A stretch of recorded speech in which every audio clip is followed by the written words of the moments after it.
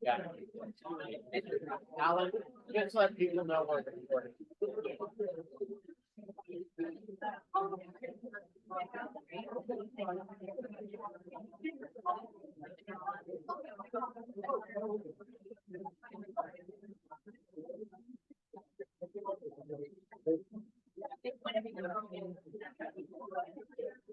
Okay, somebody write out the Zoom information here.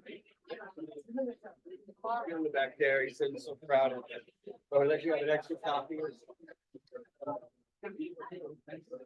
He's gonna go home and watch it. Here. There you go. Yeah, I gotta give it to him. Put on here.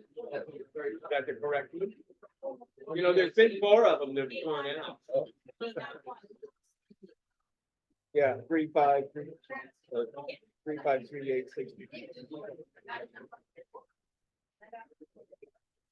Okay, get the ready to start. You said it here once a month. Right?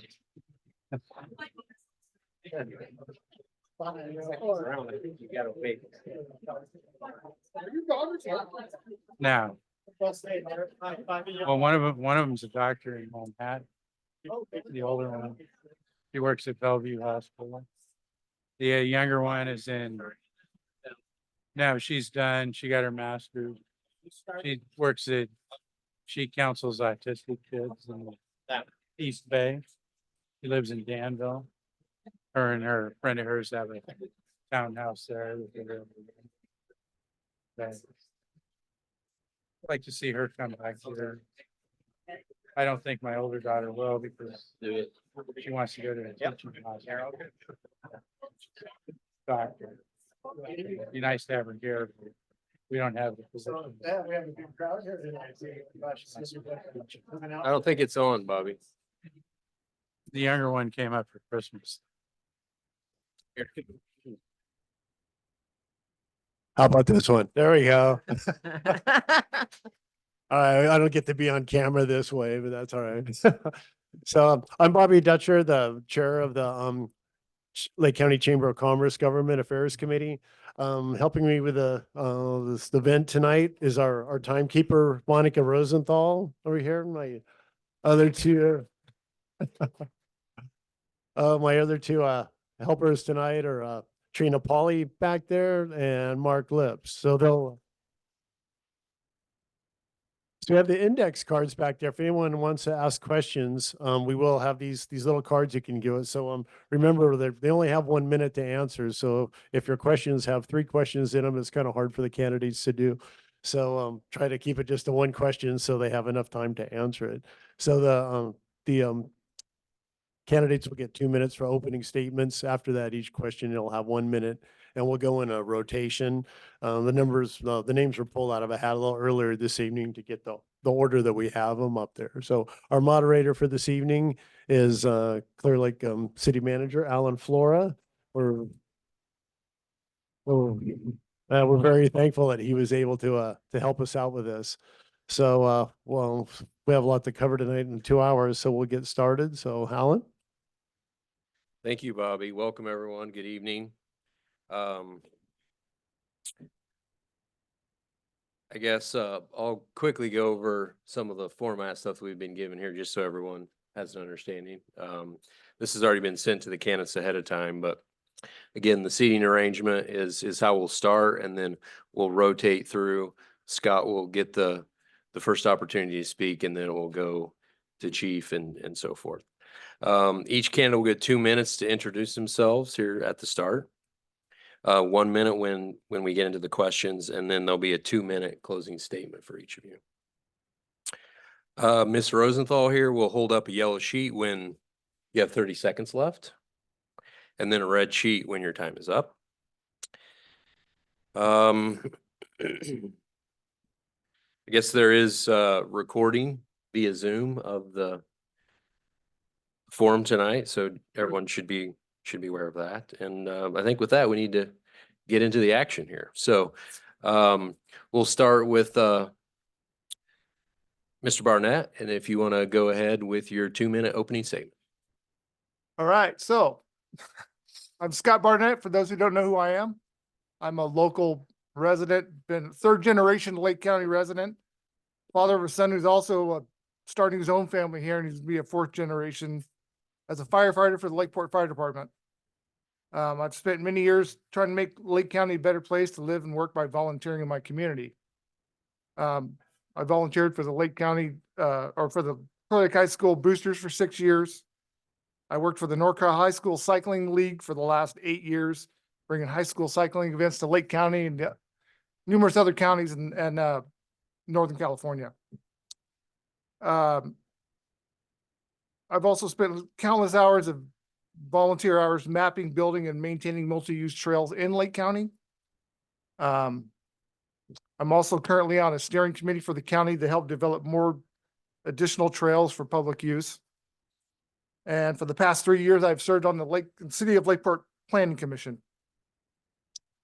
My family has been a part of this community for many years, operating businesses and building many of the buildings local businesses call home today. I want to continue serving my community as your District 4 supervisor and do my part to be the voice of the people and continue building a better community together. Thank you. Go ahead, Chief. Good evening, everyone. My name is Brad Rasmussen. I'm currently the Chief of Police for the City of Lakeport. As of this year, I have 14 years in that position, but I also have a total of 34 years of service in the law enforcement department here in Lakeport. I'm running for the Board of Supervisors because I feel that my 34 years of government experience qualifies me for that position.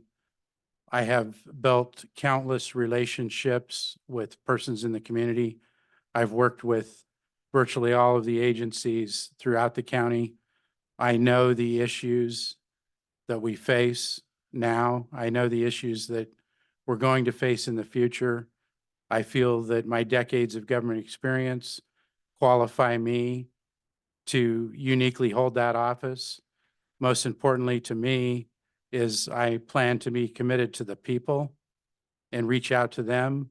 I want to hear their concerns before I make important decisions on what we're going to do to move our county forward.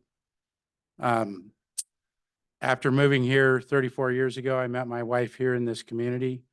We've been married for 31 years. We raised 2 daughters here in Lakeport that attended public schools. They've gone on to multiple different educational degrees. The oldest one is now a doctor in Manhattan, New York. The youngest one is now a board-certified behavioral analyst, and she works with autistic children in the East Bay here in California. I'm committed to focusing on the people, as I said, and I believe I'm qualified to hold this office, and I would ask for your vote in March of 2024. Thank you.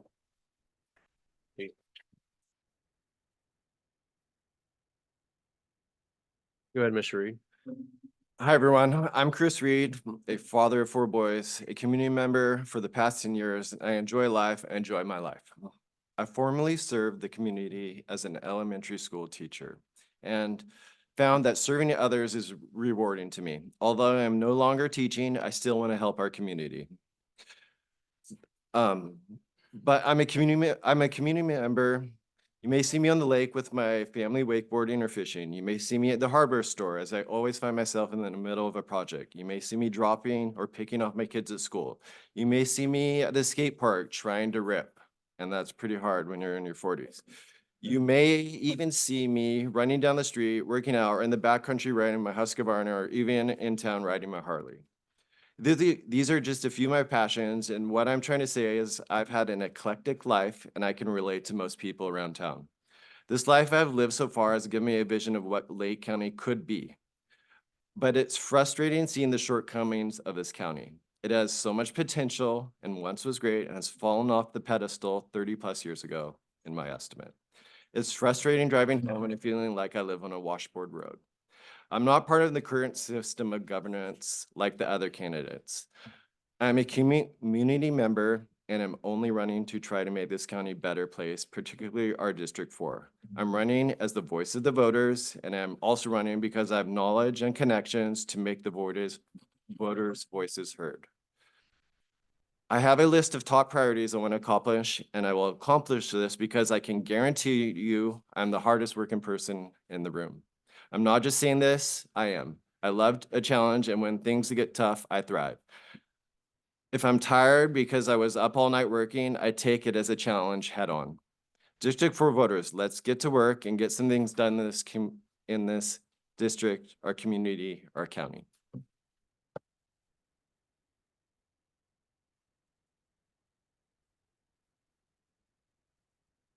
right, go ahead, Laura. Great, thanks, Alan.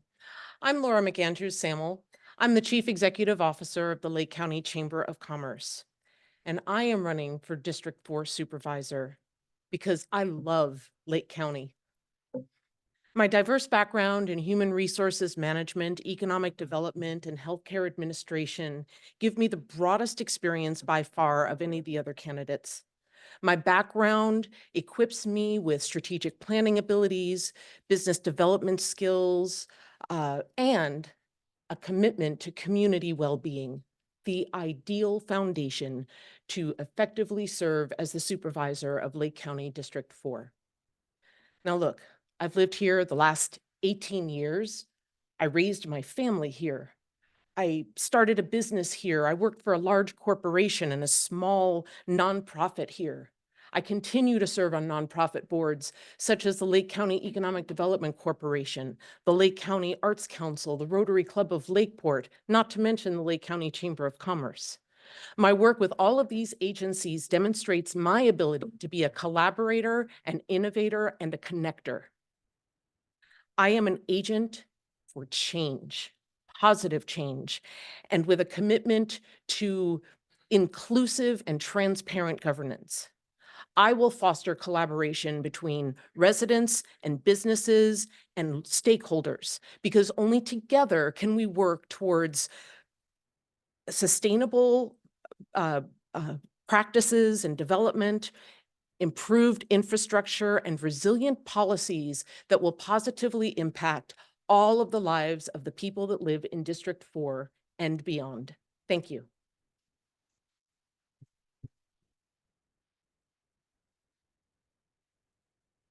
All right, thanks to all the candidates for your opening statements. So the Government Affairs Committee has selected 6 initial questions, which we'll go through first, and then we will turn it over to Bobby, who's going through the questions that have been submitted either tonight or prior. He'll share those with me and we'll go through them. So again, 1 minute on these and we'll start with Chief. What qualifications or experience do you have that has prepared you to understand, evaluate, and adjust a multi-million-dollar county budget? As police chief and prior to that, as a second in command of the police department, I have been managing a multi-million-dollar budget for the past 17 years. The police department takes about 40% of the city's general fund, and that's a substantial amount. I worked to successfully manage that, first starting out with working with our executive management team and the city council to find a balanced budget, and of course, continue to monitor that budget throughout the year.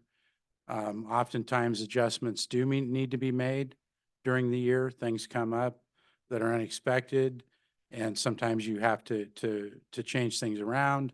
And I have worked through challenging times, many times in that budget, and still continue to provide a top level of service to the people of Lakeport. Thank you.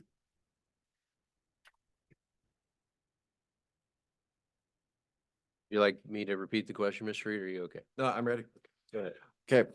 I have a college education and studied financial accounting and business economics. I worked at a CPA firm in Santa Barbara and worked primarily in fundraising with the Santa Barbara Homeless Shelter. I'm the manager of a high-end restaurant bar at a boutique hotel in Healdsburg and work with high-end budget to try to save costs for my company. I've studied the budget. In fact, I have it right here. I understand the budget and the blueprint of the budget is already there, so we aren't making drastic changes. But listen, if any of the candidates aren't doing this, on day one, if it's not your number one priority, we need to save Lake Pillsbury. If you're not stepping into office to try to save Lake Pillsbury, then you're $750,000 in the hole, because once it's gone, that property taxes is gone and other money as well. I would say it's even worse. So I would say if any of these candidates aren't making that their number one priority, they're already failed. We need to save Lake Pillsbury. Thank you.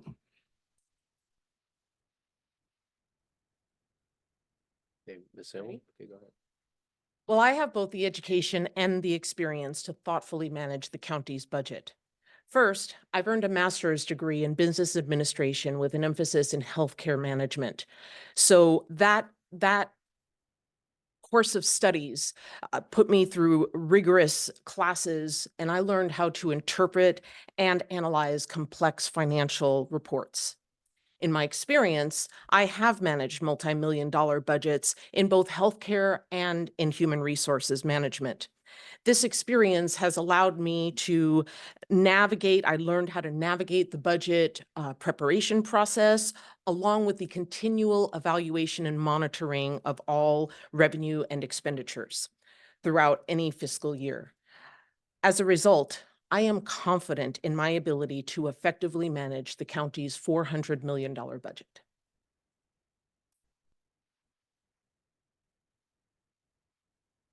Mr. Barnett, go ahead. Well, I'm just a Lake County redneck, but I have managed a few large construction projects that were with multi-million-dollar budgets and timelines that had to be met. Currently, I'm taking over the project of a manufacturing facility with a multi-million-dollar budget and help get it back on track, including getting their use permit, building permits, and the remodel of their facility using local contractors. That's it. Okay. Okay, we'll be starting with Mr. Reed on question number 2. Please share an example of a visionary idea or concept you conceived, developed, or put into action during your professional career. Okay. So I was formerly a elementary school teacher, and in itself, that's a visionary idea. When you're an elementary school teacher, you have to make certain things, but in essence, it's your own business. You can do everything how you want. I was very successful at it. I was a successful teacher. I still get job offers from one of my principals. So when you're working with kids and planning your lesson plans, that was my vision of the day. The whole year was a vision. So I was successful at teaching children in elementary school, and I think that that will translate to being a supervisor as well. Thank you.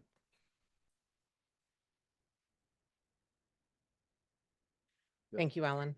So while I was on the board of directors and then later became the CEO of the Lake County Chamber of Commerce, I collaborated with other board members and sourced the funding to create the Youth Mentorship Program. This was designed to train 18 to 24-year-olds on how to be a great addition to our local workforce. We paired each young participant with a local business leader as a mentor, and that mentor then guided their mentee through coaching with a professional leadership coach and worked with instruction academically at our local community colleges. In fact, one young woman who was well on her way to a culinary career actually found her true calling through this program. And as a result, we now have an additional preschool teacher in our midst. So it was a great program, and I was really proud to be part of that.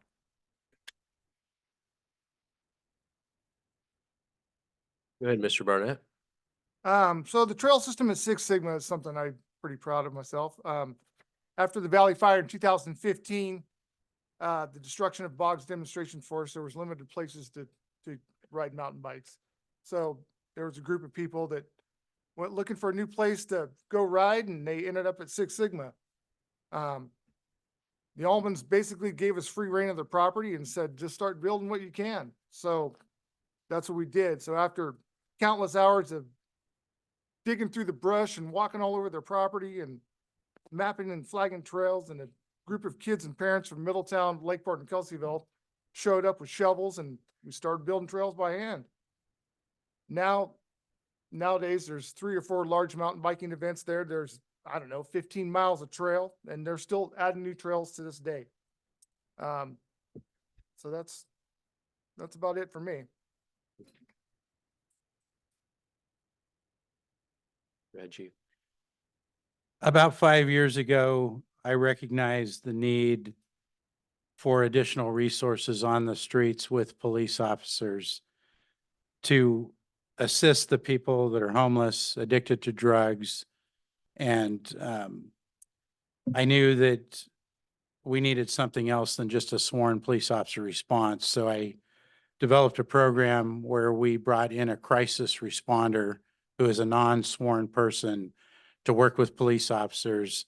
That program for the past 2 years has been successful to the point that we have housed many people. We've gotten people into psychiatric treatment. We've gotten people into housing that before that contact were causing over 100 calls for service in our community. They were having an impact on our economy, on our businesses, and our neighborhoods, not to mention the harm that was being caused to themselves out there. So that program, thank you. Time's up. Okay, well, that sort of leads right into our next question. We'll start with Ms. Samuel. Homelessness in Lake County is on the rise. How would you address this situation? Well, the county has already taken some steps to address this. As a result, we are now have this 35-bed emergency shelter. It's a 24-hour facility now, which is wonderful. That said, right now, last I heard, those beds were full. That means there are a lot of homeless outside right now. Right now, they're cold, they're hungry. Tomorrow, they're going to have to try to stay dry. Some of them are mentally ill. Others struggle with addiction.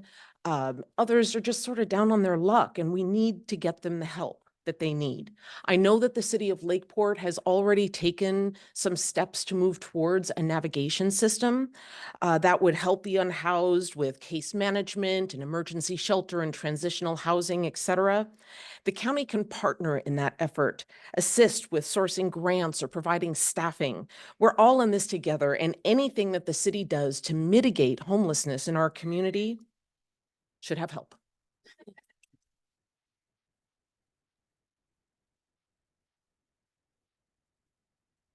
I feel that the current plan in place needs to be assessed and reevaluated to ensure that the money's being spent effectively. I mean, we're like on our 3rd or 4th direction of that facility right now, I believe. It seems that crime is on the rise in the outlying neighborhoods and in and around the shelter and the areas of encampments as well. If the sheriff's department needs more money to help mitigate this, then let's make that a priority. The truth is, if my mom is too scared to walk down to the park because she doesn't want to be harassed, then I feel steps should be made to improve that so that older people can enjoy our parks and go for walks. Thank you.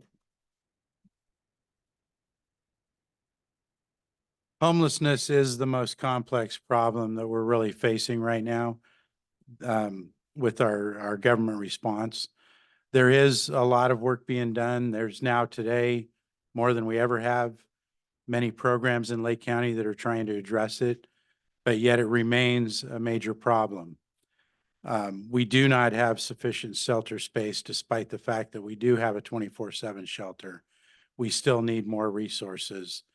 But we also have challenges with those that choose to be homeless and not want to take the resources. So that is part of the challenge. Some of those are mentally ill, and we're trying to work with them, but the ones that refuse service also need to be held accountable, and we need to work with them to get them moving in a different direction. That is a big part of the crisis program that I started. That's a big part of the reason I started it, to try to address these situations. And like I said, we've had much success in getting vendors off the street.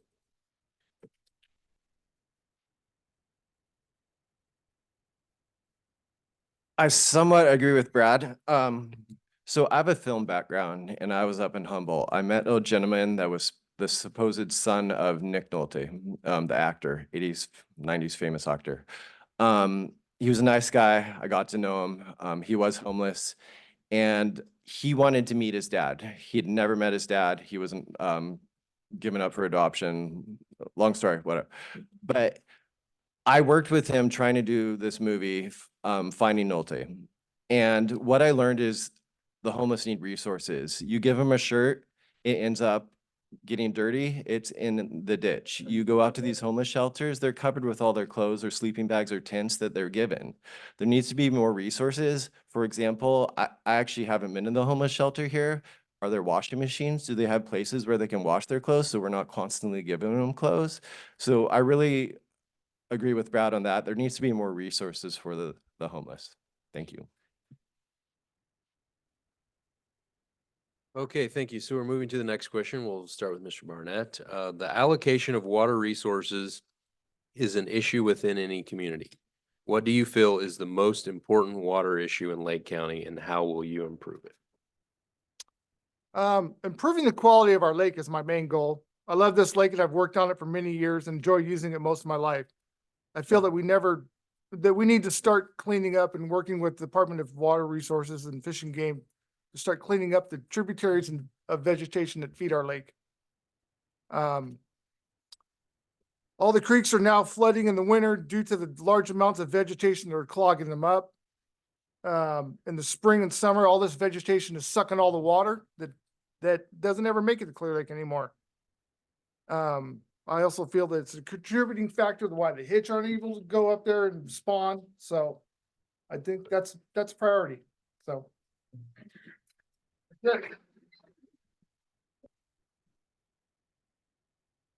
I don't believe there's one single most important issue.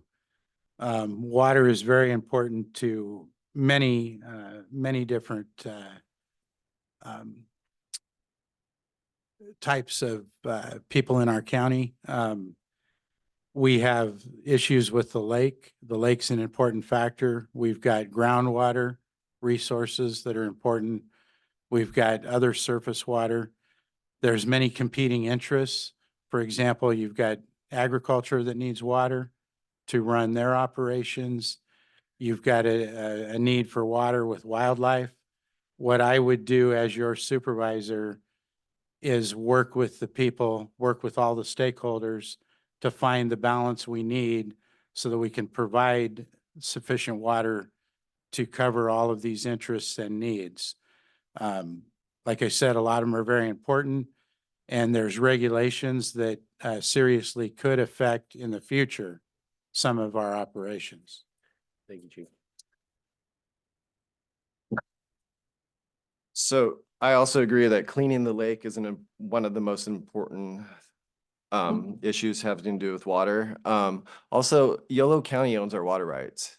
I mean, that was something that happened a long time ago. This has been a talking point for a long time. But when you live on the lake like I do, and you see the water from full go down that far, when water resources are going to be an issue in the future, we're going to have probably issues one day, especially if we go through these long periods of dry spells again. And it's not fair that another county takes our water.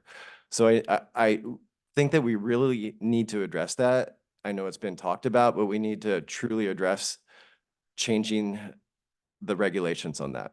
Thank you.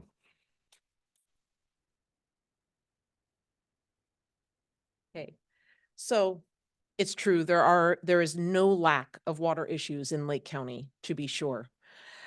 In my mind, however, the idea of protecting that beautiful ancient lake is really the most important. It's a living, breathing organism.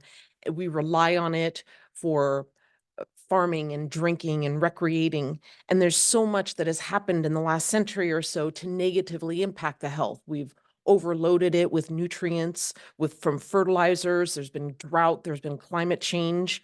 And we've already been the recipient of some funding from Assembly Member Aguiar Curry to fund the Blue Ribbon Committee work. And I know that there are some projects that have yet to get funded. And so as supervisor, I would work with the county staff to secure more funding, perhaps work to get some more grants. But those projects need to get underway so that we can have a healthier lake. And that's what I have to say. Thank you. Okay, so I think we're back to Chief. So the fifth question. What do you feel are the top 3 economic engines of our local economy, and what would you do to help them? So the top 3 economic engines of our local economy would be agriculture, tourism, and recreation. And then number 3 would be businesses, to include the healthcare systems, which put a tremendous amount of money into our local economy. And also, I would even say the government, the cities and the county with all their employees are also contributing greatly to the economy. What I would do as your supervisor to help them is continue to support a lot of the strong programs that we have now, like the Tourism Improvement District, for one, in the area of tourism. That is a good program. It needs to be continued to be supported. With agriculture, that is something very important we have to support. They do face a lot of regulations from the state, and they are greatly important to our economy here. I believe over $350 million a year just from ag.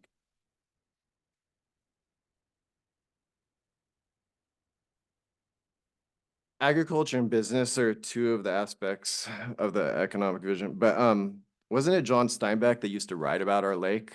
The lake is the #1 economic thing in our community. Tourism, long ago, before I lived here, this was a thriving community of tourism. People came, Bartlett Springs had 500 rooms. And I haven't lived here when it's been like that. I think it was long ago, but what happened, it was the lake. The lake got dirty. The lake is not what it should be. We should have boat races out there. We should have water skiing events. All we have is bass tournaments and the catfish tournament, which is an event that gets a sense of community, but it's the only event that I see that really gives a true sense of community. And we need to fix that.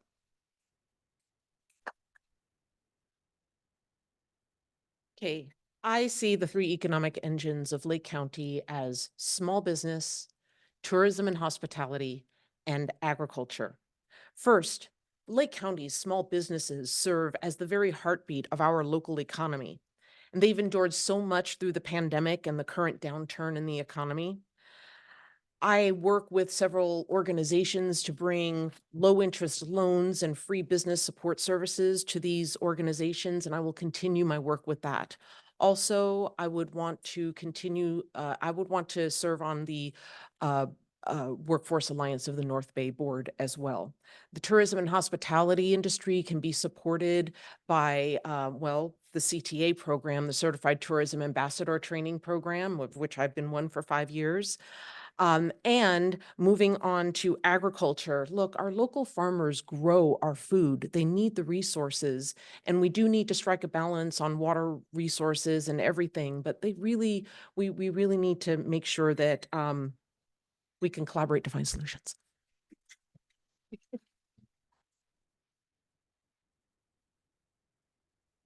Well, I think all 4 of us had the same thing. I mean, to me, it's ag, including cannabis, tourism and healthcare. I think the biggest thing is they all have problems maintaining staffing. I think working with the schools and maybe the local colleges to enhance and further develop programs geared towards keeping and retaining local talent is going to be the future here. Everywhere I go lately, I feel like people are always talking about how they can't keep anybody around. They can't keep anybody employed anymore. Everyone's leaving to go to some different county to make more money and get a cheaper house, or, find a cheaper place to live. So, we need to do something to keep those people here. That's it.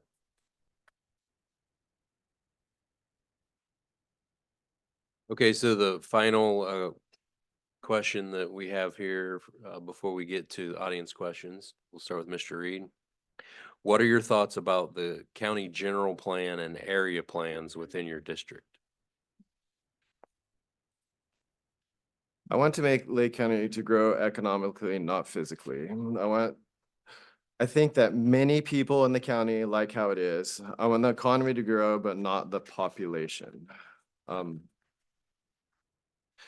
I was recently asked how we could make housing more affordable for the residents of the lake. That is almost a trick question because more affordable means housing prices to drop, and why would I want my house to drop in value?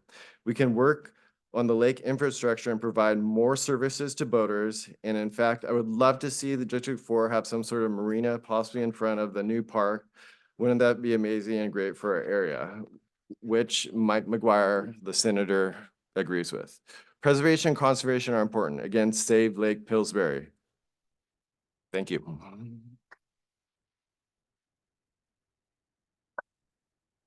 So there are two area plans in Lake County that impact District 4. The Lakeport area plan, which goes North Lakeport, City of Lakeport, and Scotts Valley. I take it back, not City of Lakeport, but that area around. Then also the Kelseyville area plan, interestingly, includes Finley, Big Valley, and Highland Springs in that area. So those are two area plans that we need to be involved with. The Lakeport was last updated in 2000, Kelseyville in 1990. Pretty old. I've talked to the community development director. I know that she has plans to work first on the area plans and then have that feed into the county's general plan, which was last updated in 2008. So these plans are our North Star to mindfully grow Lake County, and they are the most important guide to Lake County's land use decisions. So it's really imperative that we get community feedback on those plans.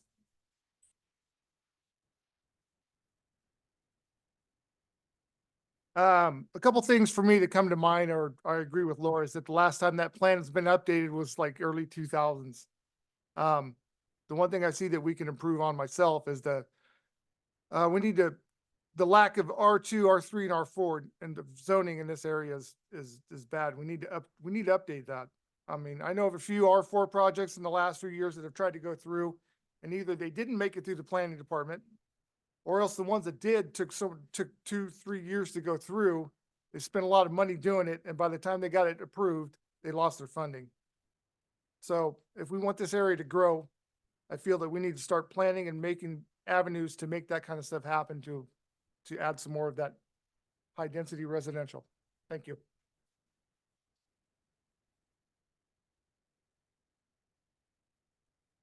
The general plan and the area plans are a very important document that guides the county and its departments on moving our community forward in a continued direction. There are many important elements of it, such as natural hazards, housing, things like that, and it needs an update. 2008 is when it was last updated. However, the county is starting the process. They started it 2 months ago in 2023 to update the area plan and the general plans. That project is slated to go through and be finished at the end of 2026. As your supervisor, I would be highly engaged with all of the departments involved in that, and most importantly, getting feedback from the people before we finalize a final plan in 2026.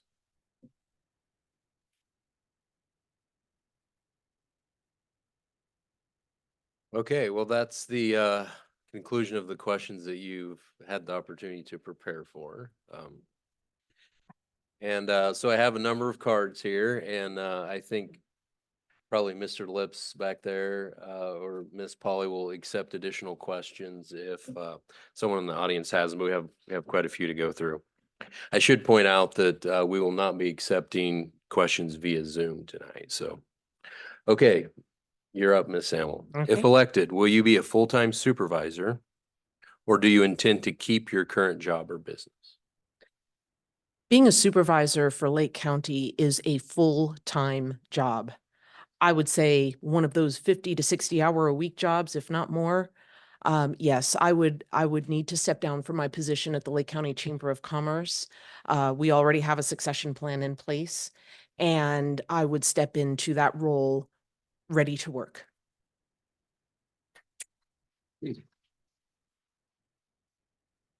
To be honest, it'd just be playing it by ear, you know, I mean, I could give up the career I have, but, if that's what it takes, that's what it takes. I mean, I kind of just see where it goes. That's my opinion on it right now. So,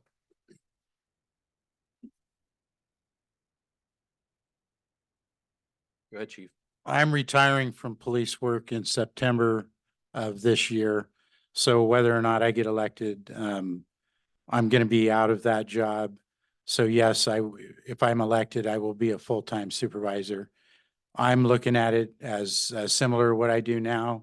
My job is 24/7, 365. I don't think the supervisor job would be as intensive as the police chief.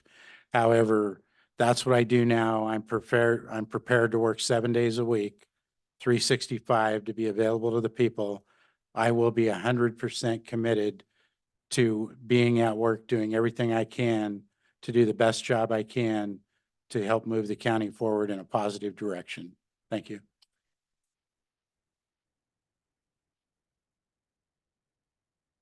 I'm truly only running for this position to help the community. It does scare me to give up my job. It's only a 4-year term, so that is scary to me. I would be giving up a little bit of pay. It's roughly about the same, but I would be giving up a little bit. So it is scary, but I would give up my other job. Although I am a dad, so I can't give that up and don't want to. Thanks. Okay, Mr. Barnett, what knowledge, training, experience, or ideas do you have to share that will protect Lake County from natural disasters? well, luckily I've been doing the construction business my entire life. So I know about how building practices, and my son's a fireman. So I get a lot of, feedback on fire protection, you know, that kind of stuff. So, I mean, I'm a committed person. I've been in this community my whole fucking life and all I want to do is try to help people out. Let's just be honest, you know? So, I mean, if there was a natural disaster and I had to step up and be there like Rob Brown used to do, I'd do the same kind of thing. I don't have a problem. Sorry about my language, but you know, this is the real Scott Barnett. So, Go ahead, chief. Well, in my career, I have dealt with many natural disasters.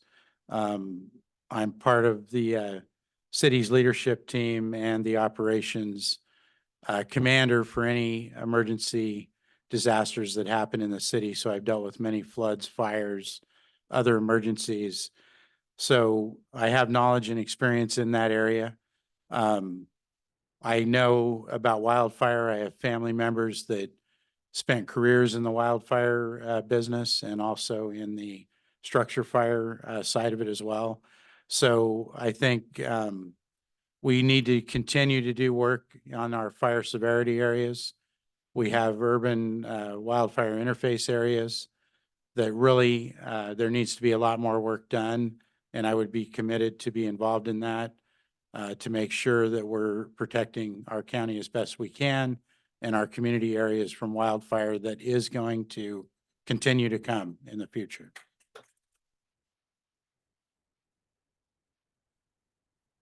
I'm a people person. I want to work with the police and fire departments for disasters. But again, I'm going to keep reiterating this. Lake Pillsbury is a resource for fires. Cannot get rid of it. Thank you.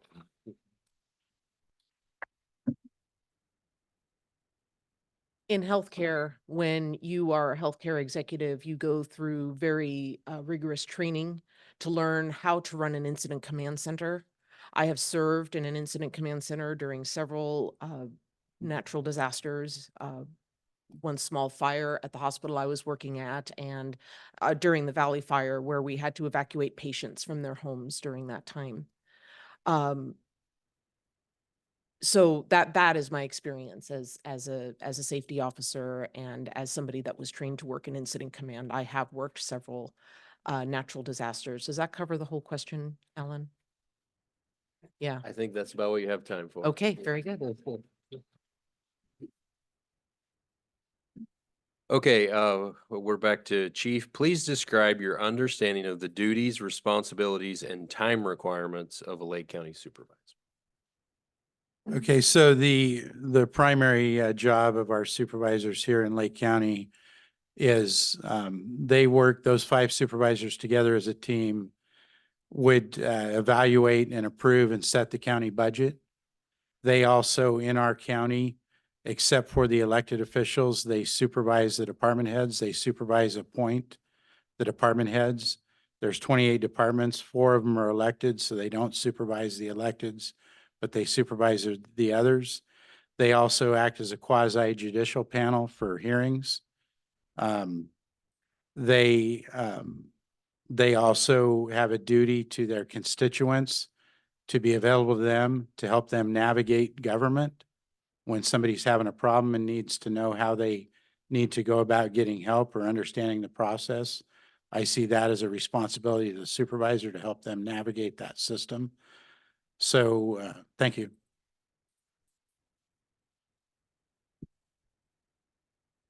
Feel free to ask me to repeat the question if you. No, I understand it. Pretty much ditto of what he said, budget and all that, but it's important that they work together, because if you're all against each other, nothing's gonna get done. And also, the thing I keep repeating, I mean, if anything, you want to get anything done, if you're a supervisor of a county and if you create alliance for that, you're gonna get more done. So I think creating an alliance with the other supervisors, you all might have a difference of opinion on different things, but what's best for your district and what's best for the county needs to be worked together for all of them. Thank you.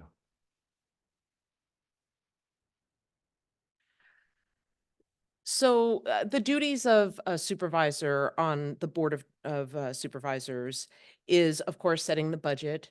We're also in a place of potentially making land use decisions, anything that gets goes through the Planning Commission and gets appealed has to go to the Board of Supervisors. Yes, supervising department heads, also serving on committees. There are a number of committees that the supervisors kind of split up serving on. They just made that decision for their committees for today, for this year. Really, it's also having those relationships, not just with the other supervisors, but with the staff of the county, not just the ones you're supervising, but the whole staff, you know, everybody that's going to help you write grants or help set a budget and that kind of thing. So really it's that leadership. Yes, thank you.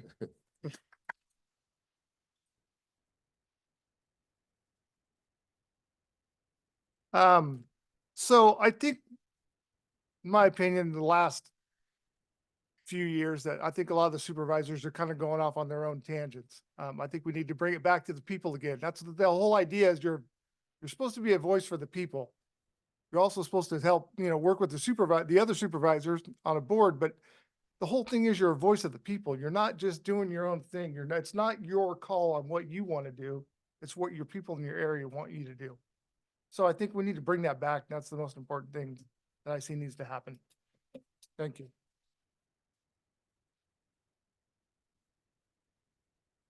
Okay, Mr. Reed, this is, I guess we'll just do it together, but kind of a 2-part thing, but a little more specific. What should be done to improve Main Street and Soda Bay Road? And what should be done for fuel reduction along Soda Bay Road? Fuel reduction. So, well, I drive down Soda Bay Road on the way to my house in Lakeport all the time, and it's pretty rough. I've read there's funding out there via grants. They need to be written. But what I brought up that I'm the team that works for the supervisors. There's only so many grants they can write.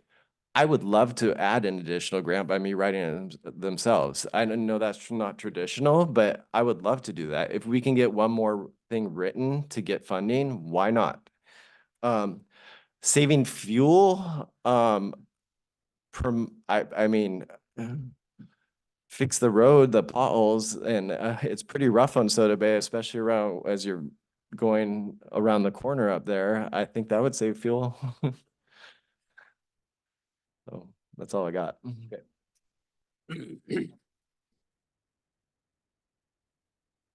So when we're talking about South Main Street and Soda Bay Road, where the city limits end and the county, the unincorporated area of the county begins, it is true that that road is not in very good shape. I do know that the Board of Supervisors earlier this year passed a pavement rehabilitation plan. I know that that plan has been funded for 5 out of the 10 years of the plan. So I would work to continue to get funding for that. Fuel reduction on Soda Bay Road. Again, I think just addressing those road issues. I do know that the Big Valley Tribe of Pomo Indians has a big uh, uh, like gas station going in right there along Soda Bay Road, and we also have that big transfer station there. So I'm not, that might be part of this whole fuel reduction plan somehow too.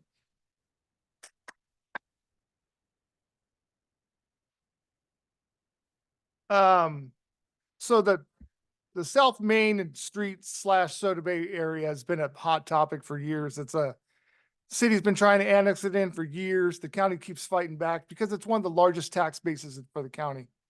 I agree that that road needs to be improved, and that was the whole thing that I've been hearing promises from both sides of this fight for the last, 15, 20 years, that they're gonna put all the power lines underground, they're gonna fix the sewer lines, they're gonna fix the water lines, they're gonna repave it, but neither side's not getting anything done. So that needs to come to a head. We need to quit fighting over it and get something done. And as far as the fuel reduction part, I mean, only thing we can do there is try to, maybe try to improve our transit system so that there's a little more shuttle time running back and forth down that situation. I mean, that's how you're gonna do that. So that's it. Alan, could I ask you to read the question again, please? Because Are you talking about the second part of it? I'll read the whole thing. What should be done to improve Main Street and Soda Bay Road? What should be done for fuel reduction along Soda Bay Road? okay, No, it's not. It says fuel. I think that's probably the intention of the person asking the question was fuels reduction as in vegetation reduction, but, Oh, so that's why I asked apologize. you Yeah. to read it again, because I understood it as fire fuel reduction. But first of all, I'm going to assume they're talking about South Main and Soda Bay Road in the South Lakeport area. I don't know if that's a correct assumption or not, but the money is there for that road improvement project. What's going on right now is the county is currently buying right of way, and they have purchased a lot of right of way down there that they need to do the roadway improvement and put in the sidewalk infrastructure and things like that. So there's been delays for years and years on it. I'm not sure of the reasons for all the delays. As far as the fuel reduction on Soda Bay Road, yes, we do need to, if it's fire fuels, we need to manage and mitigate all those fire fuels. That is a very fire prone area up there, and fires can happen easily along roads with things being thrown out of vehicles or chains dragging and things like that. So we need to manage all that vegetation up there to make sure we're not having fires.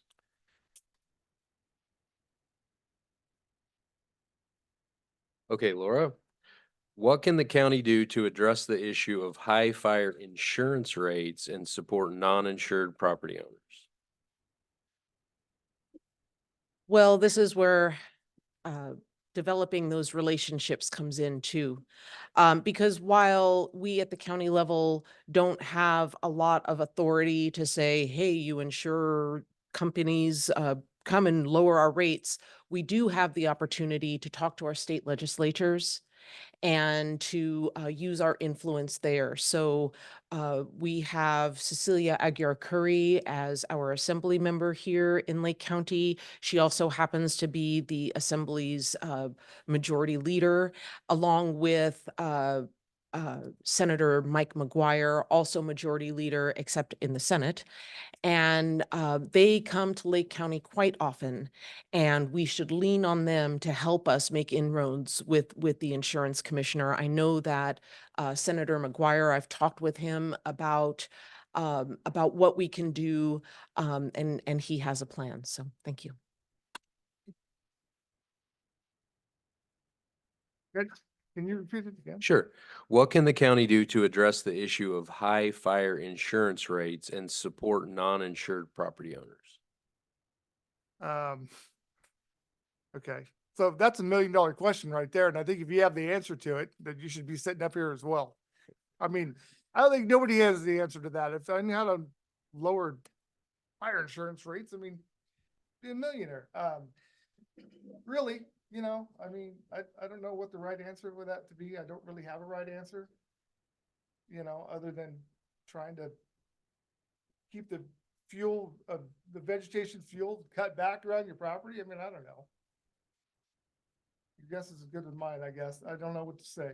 So sorry. Okay, Well, that's lowering the insurance rates. I wish that was something the Board of Supervisors had some authority to do. However, what they do have the ability and authority to do is to put pressure on our state legislatures, to put pressure on the California Department of Insurance to find some solutions to get these rates lowered. It's out of control. People can't afford the insurance. They can't, I mean, there's real estate deals that are getting canceled all the time because the insurance won't come through. It is a very, very extreme problem. I wish, we had a better answer, like Scott said. I mean, that hasn't been solved. But I think what we can do is continue to put pressure on the state and come up with a solution. There's got to be a solution to get these rates lowered so people can afford to live here. Thank you.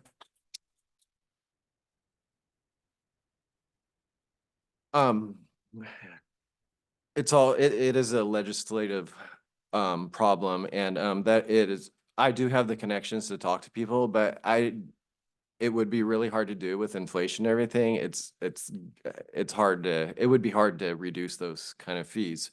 But to use some of my time to circle back to the last question, the transparency of that road is not there, because I've heard different stories here. I've heard different stories from the CHP, and the fuel issue is a problem, because I was riding my Harley one day, and I don't know if this is a enforcement issue or a county issue, but the vegetation along the road, I almost hit a dog because it came on my motorcycle, because it ran through the bushes and I couldn't see it. So that definitely needs to be addressed, both for safety and for fire safety. Thank you. okay, Mr. Barnett, what steps will you take to improve the economy of Lake County? Good one. So, I think this county's relied on tourism for forever. For at least whatever, the last 60, 70, 80 years. I think our lake has gotten a lot of bad press over the years. Water quality, I mean, there's always some article in the Chronicle about how bad our lake is, how much algae's in it and killing everybody, So I think tourism, we need to get the tourism back. And I think the only way to do that is to cast a little bit wider net on trying to bring different avenues of tourism back into this county, like mountain bike trails. I mean, Boggs Mountain is one of the top 10 destination places for mountain biking. Trail system in general in this county. I mean, there's a ton of trail system. I know people are trying to work at getting it happening. So get people outside. I think that's the avenue we need to go towards, is just different avenues towards for our tourism. That's it. Number one, support businesses, particularly local businesses that are the ones supporting our economy. Work with them, make it easy for them to do business in our community. Continue to support the Tourism Improvement District, support their work doing. We have tremendous recreational and other outdoor opportunities here in our county with Clear Lake. We need to continue to bring people here to visit and spend money in our community that will support our pays basically our sales tax to be able to provide the services that we need to provide to our community. And so those are the two big things that I would continue to focus on: supporting and increasing tourism and supporting our businesses and making it easy for them to work here and also supporting agriculture, which is a big player in our economy.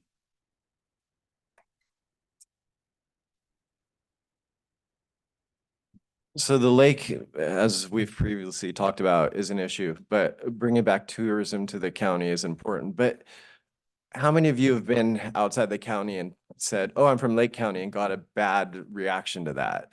And I think we need to improve the image of our county. It isn't as bad as people think. Maybe it was in the past, but 2 years ago when the lake was low, I was out in the lake. The middle of the lake was quite clean. It wasn't a hot year. The water was extremely low and it was clean, and people don't have that image if you're outside of the area or if you're not on the lake. I know around the edges sometimes it gets algae, but I'm out on it quite often, and I think we have a bad image going on here. We need to change that. Thanks. The good news is that Lake County now has a deputy CAO of economic development. I just was at the Board of Supervisors meeting today where he gave a presentation on how to better market Lake County to people that want to start business and people that might want to consider moving here. So things are already in place. There is one thing that I noticed while I have been with the Lake County Chamber of Commerce. The only people in this county that are required to get any kind of business license are in the cities of Lakeport and Clear Lake.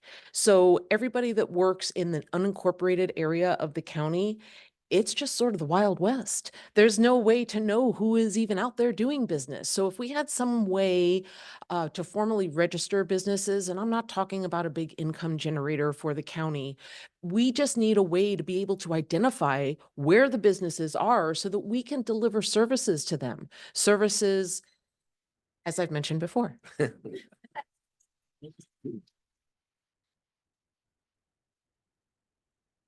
Okay, Chief, we're back to you.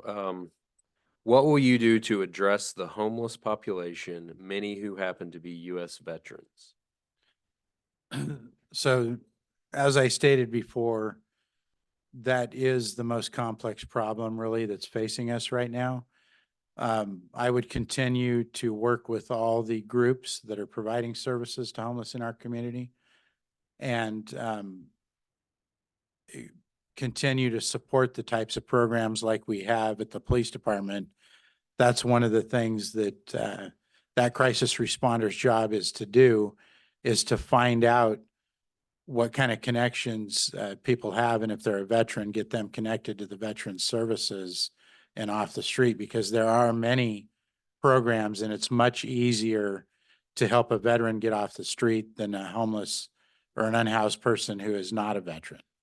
So I would work and continue to support that program and work with the Veterans Service Office to continue to make sure we're helping those folks.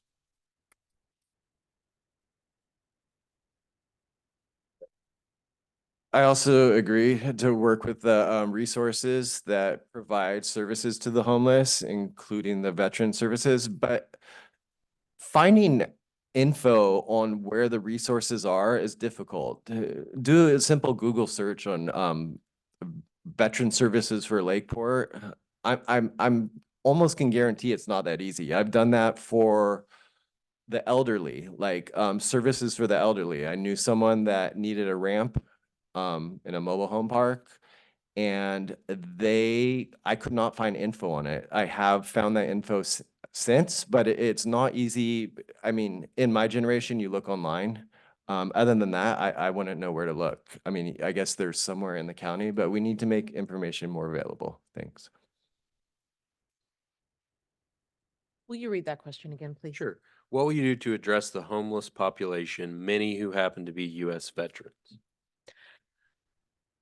So we already have a Lake County continuum of care, and they have done a good job of convening services for the homeless.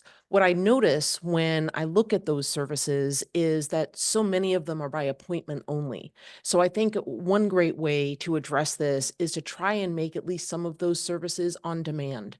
Because when one of our unhoused neighbors is ready to address their addiction, we have a small window of opportunity and we have to jump through it. We have to go. As far as our veterans go, there is a group here, right here in Lakeport, that specifically addresses veterans and what they need in their homelessness. That's over there by Safeway, by the Joy Maderas Museum. My friend Chris Taliaferro, I would just make that phone call and work to get that individual the help they need.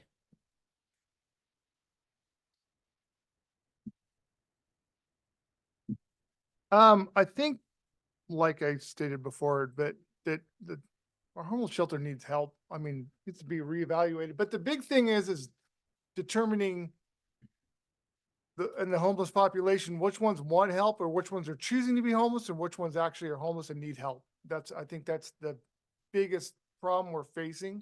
And they're all getting lumped together. And so they're all being accused of being criminals, or they're all being accused of being drug addicts. But it's like, which ones are choosing to be and which ones really need the help. So I guess we need to put a plan in place to help the people who want to be helped. And then, make it a little tougher on the ones that are criminals, to be honest. I mean, that's the reality of it. So that's it. Okay, Mr. Reed, as supervisor, what will you do to help find and retain quality candidates for county jobs?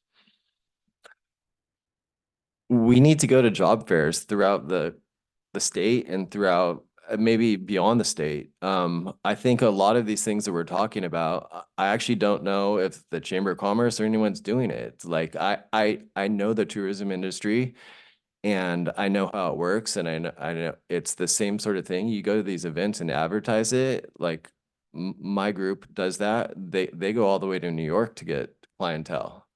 I'm not sure if we're doing that, and I think that's what we need to do.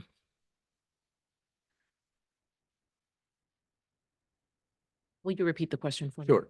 As supervisor, what will you do to help find and retain quality candidates for county jobs? That is a great question and something that I've been thinking about quite a bit. In my experience as an HR director, I know that one of the things that I always have done is really encourage directors of departments to really think about who else is in that department and who can be trained up. We call that succession planning, right? So that is something that I would highly encourage as the directors of many of the county departments do report to the Board of Supervisors. That would be one of the questions that I would ask. Another factor in this is housing. Look, we can recruit all of the great people from outside of the county to come and live here as much as we want. But if we don't have a place for them to live once they get here, we need not just low-income housing, not just affordable housing. We also need our workforce housing. When we bring law enforcement officers from out of county, or teachers or nurses or physicians, we need a place for them to live.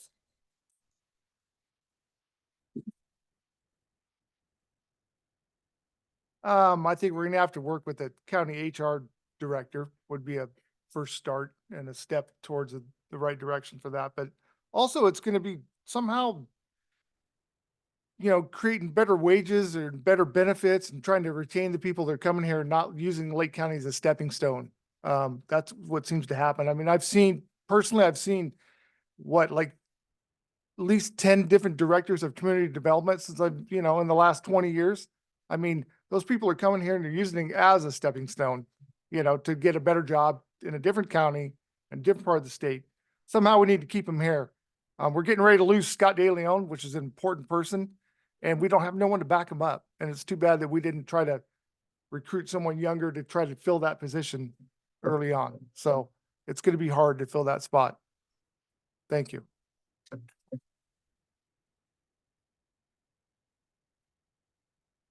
Over the past several years, it's been very difficult to recruit and retain persons for a lot of jobs, particularly government jobs.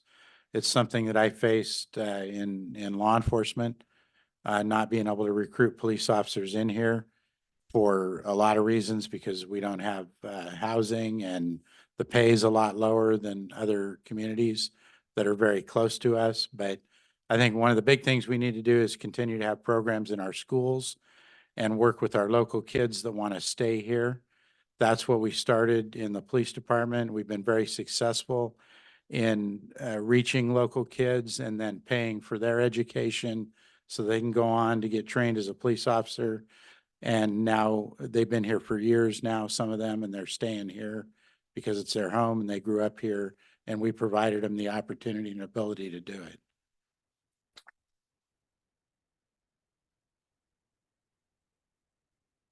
Okay, Ms. Sample. Since the West Shore pool closed, there are very few options for children to learn how to swim in this area. What will you do to help this situation? That's a great question. And I know that the county, the city of Lakeport, and the city of Clear Lake have already established JPA, a Joint Powers of Attorney, which is essentially an organization in which they want to be able to build recreational facilities that all three jurisdictions contribute to.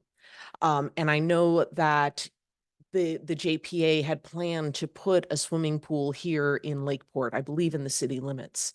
So things are coming. We definitely, for me personally, recreation and having access to nature and exercise and that kind of thing is a huge priority for me, something that I feel very passionate about. So thank you for that great question.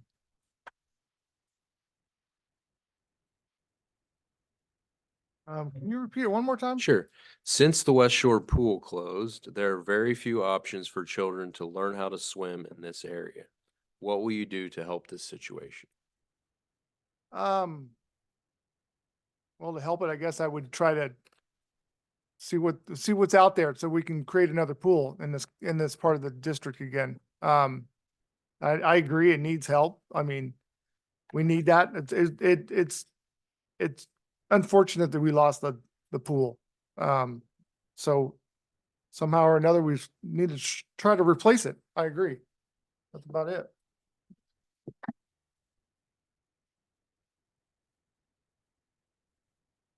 The pool that we had was very important and critical. It's something that I know the city fought hard for years and years and years to keep and maintain.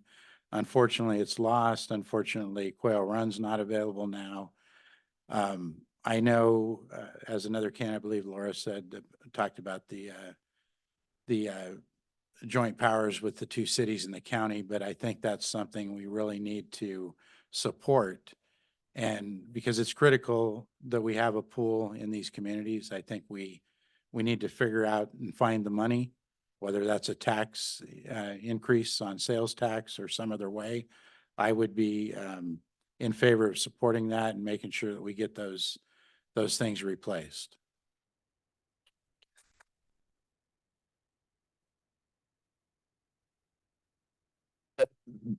This is where I really see some issues here in this county. I grew up with recreational resources through the county. We don't have, if any, barely anything here. You don't even need a pool. There's no junior lifeguard program here. I did junior lifeguards as a kid. That teaches swimming as well. You could use the lake if it was clean. There's so many things we could do. There definitely needs to be a pool. If there's a will, there's a way. Not only a pool, but more services having to do with swimming, having to do with recreation, tennis courts, the round robin games where the county can put these programs on. All you need is a coach, and there's spaces all around town. Someone could set this up, and a supervisor could do this if they were willing.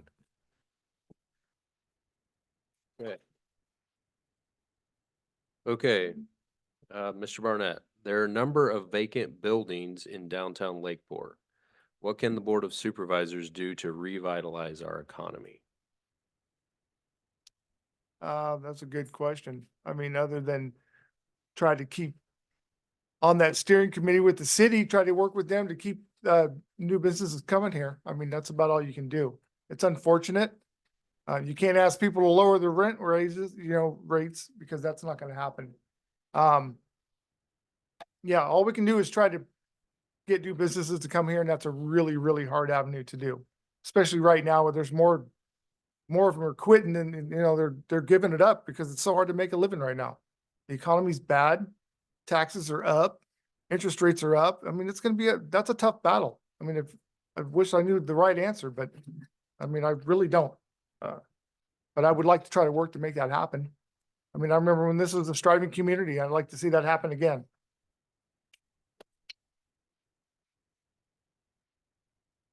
So, sorry, Alan, would Give you me a say that repeat. one more time, Sure. please? There are a number of vacant buildings in downtown Lakeport. What can the Board of Supervisors do to revitalize our economy? Okay, well, first of all, with the vacant buildings in Lakeport, that would be a Lakeport City Council issue, but the Board of Supervisors can also work with and support the cities and the city councils as well, because we need to be taking this on as a joint effort. We're a small rural county. The county and the cities need to be working together on these economic improvement projects so that we can benefit all areas. We need to continue to recruit to fill these vacant buildings. We need to, recruit businesses into there. We need to support local businesses, make it easy for them to do business, make it easy for them to continue to operate in our communities. It's absolutely critical that, in my opinion, that we work together with the cities and jointly as a board to make that happen. Thank you.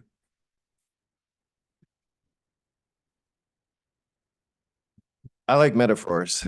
I grew up snowboarding once a week in a community of Big Bear Lake in Southern California. I went snowboarding quite often.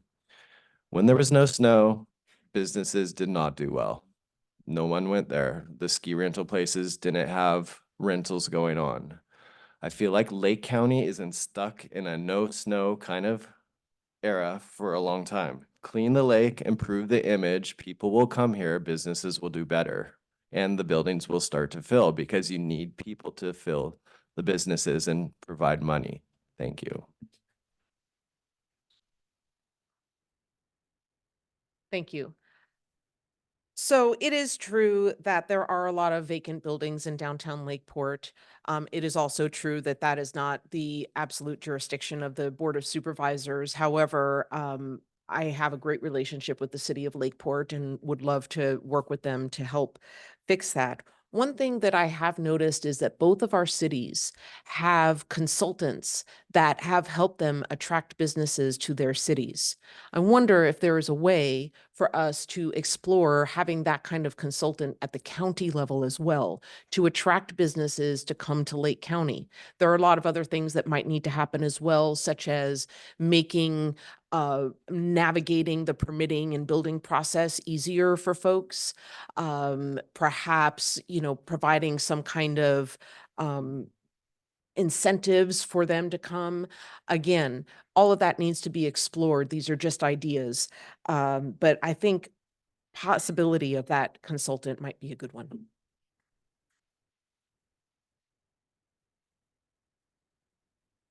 Okay, Chief, what ideas do you have to protect Clear Lake from pollution?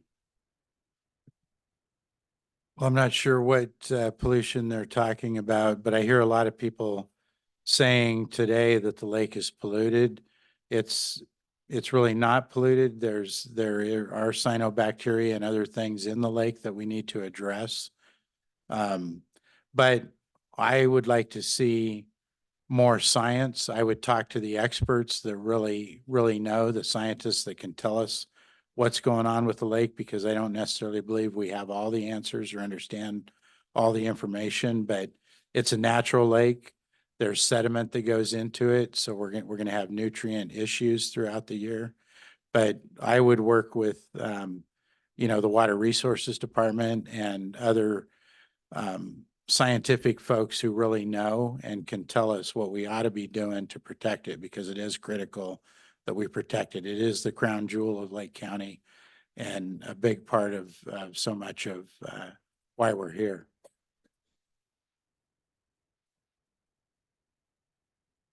I also don't think that the lake is per se polluted. The blue-green algae is the problem that most people talk about. And I've been reading up on this. There's a lot of things that other countries are doing. I think that Bruno, one of the other supervisors talked about this at the judges' breakfast the other day. I was out of town though, so I couldn't attend.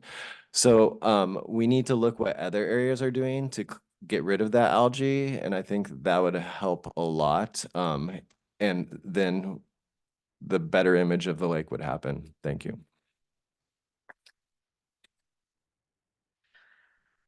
I agree that Clear Lake is a living, breathing organism and definitely goes through cycles of having algae overgrowth and fish die-offs and then goes back to normal. Absolutely.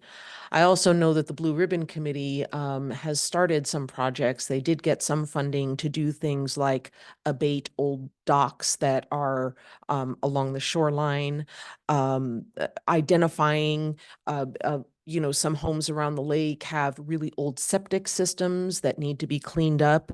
I personally have participated in some trash pickup days around the lake's edge and in the shoreline. So there is some pollution, to be certain. And I think that dealing with that, I have a brochure from the Water Resources Department that talks about all of these things and even offers some suggestions of what we could do to make the health of that beautiful living organism better. Thank you.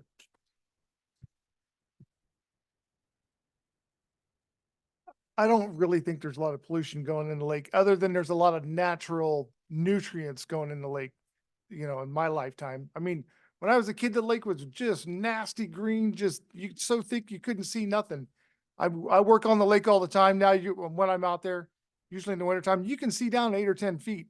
The problem that we have now is that the sunlight is actually getting through, causing weeds to grow up through the lake.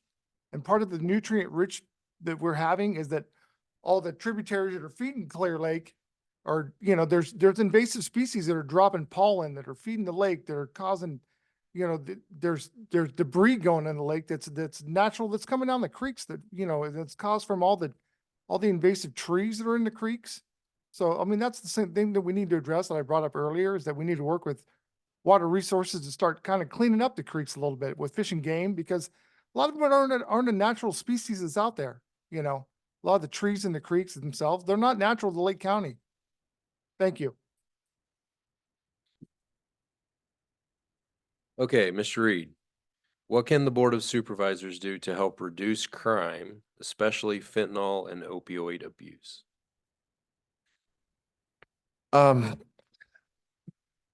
More funding for more resources out there to, I'm not sure what the police department's budget was. I'm sure it wasn't enough, but if there could be increased to have more presence out there, I think that would help. It's almost like when you're going down the freeway and a cop's car is parked on the side of the road, we slow down. I mean, at least I do. I think most people do. And I think even if we park cars around town, something like that, I think it might help someone, the imaging of it. And that would hopefully help reduce crime. Thank you.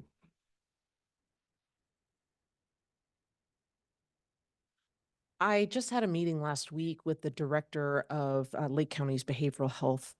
And I know that the county is the recipient of monies that will be coming in, millions of dollars a year for probably the next 18 to 20 years to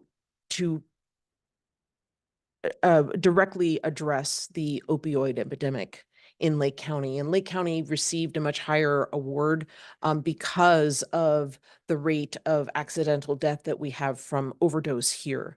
So I think part of it, when we say reduce crime, really just working to help people that are dealing with that cycle of abuse. Anybody puts fentanyl in anything, they should just go straight to jail. I don't know that having more sheriffs on the street are going to fix that, but hopefully that opioid money can be used in a way that will be able to address that.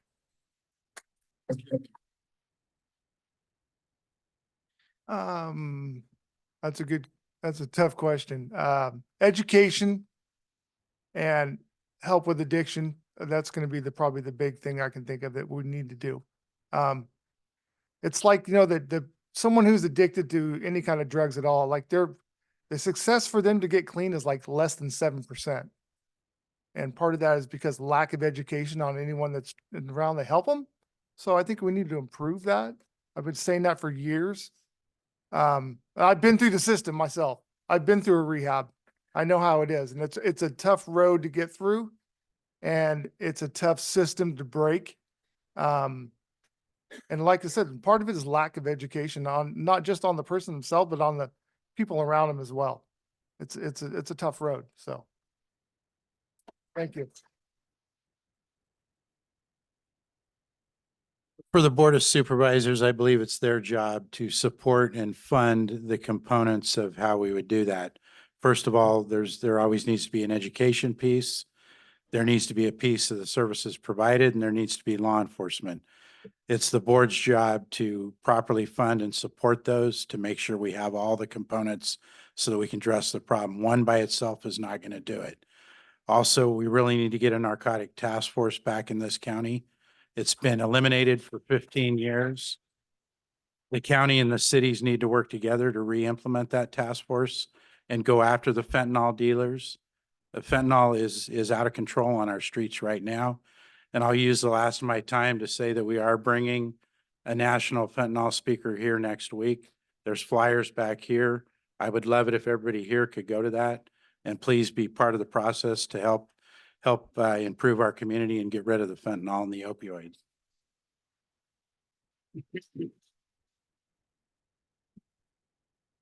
Okay, Ms. Samuel, how can the Board of Supervisors improve public transportation in Lake County?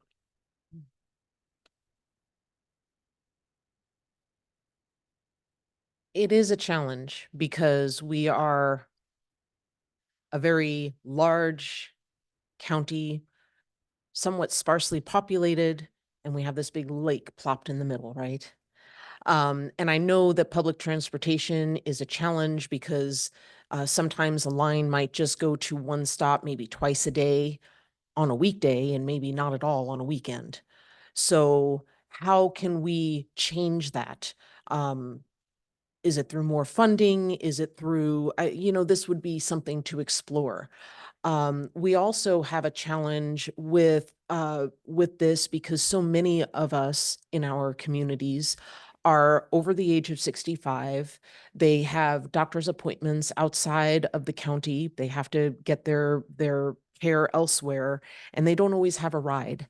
So, our transportation issue is more than just, how to get somebody from Lakeport to Clear Lake, but beyond that.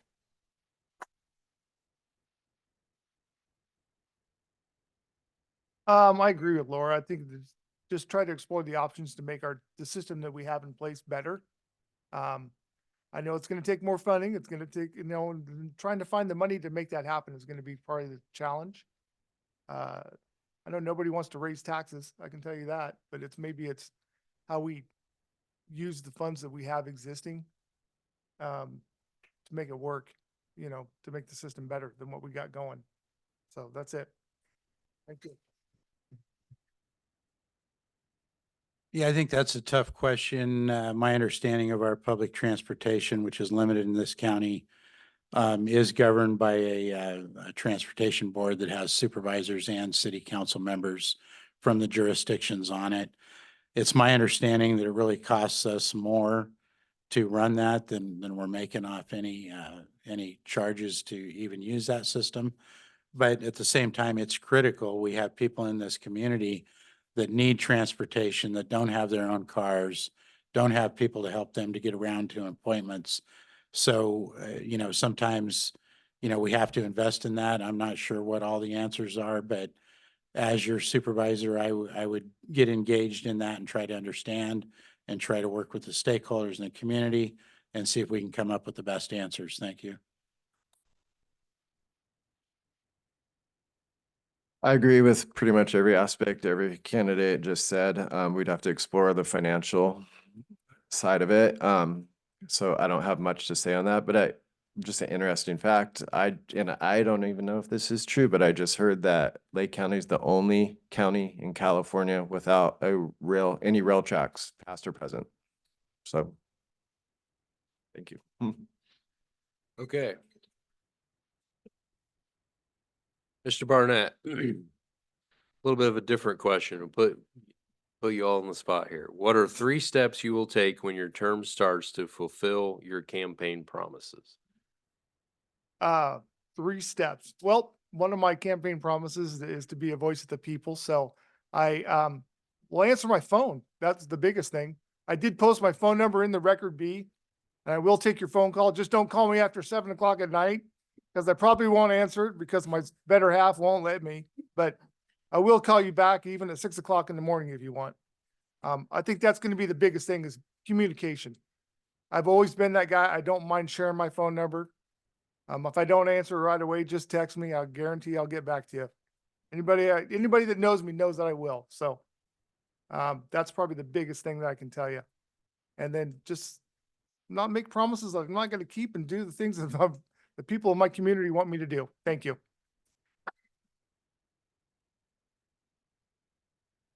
Well, what I promised to people is that I would be available to them to listen to their concerns and be their voice and help them navigate our government system.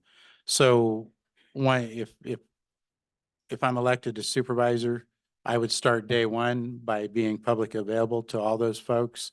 I'm keeping the same cell phone number that I've had for 20 years. It's a public number. Everybody has it. I'm going to keep that number and be available to the people. And my biggest commitment is to be able to go out to them to make it easier for them to provide feedback.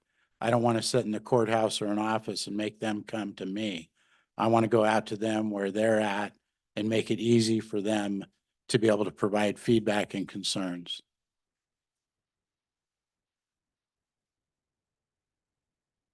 I would start the journey to clean the lake. I would be a voice of the people by also walking around, talking to people around town. The park's a great resource to talk to people. Figure out what roadway grants are available and get on the track to get those going. And I would continue to contact every person I know, some very influential, to save Lake Pillsbury. That's what I would do.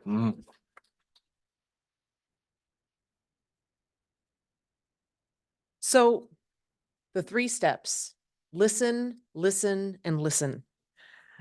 So one of the great things about having a campaign is doing these meet and greets, right? I don't see any reason why we can't keep doing that after the campaign is over, right? So whether that's office hours in my office, or whether it's office hours at Angelina's or the Jitterbean, or whether that's an email. By the way, my phone number is also on my website. It's at the signature of every email I have. I answer it all the time. I think that that's the thing, is to, I can't do my job as supervisor if I don't know what's broken, right?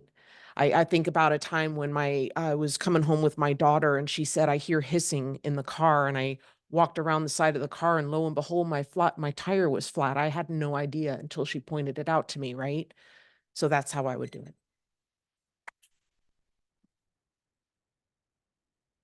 Okay, Chief, what do you think the Board of Supervisors should do regarding the hitch population? Well, that's a very complex issue. Right now, what the Board of Supervisors has done is last year, they made an emergency proclamation, which I personally believe was premature and shouldn't have been done yet, because we need more federal and state data on what's actually going on with the hitch. It was said, and people were led to believe that, and maybe there is a hitch problem. I mean, with the decline, but then after that proclamation was made, we had a really explosive year. There was a lot of hitch going up the creeks. So I don't think we have enough sufficient scientific data to actually know what's really going on and how the population is being affected. So I think we need to be highly engaged in it, but we also need to work with the state and federal stakeholders.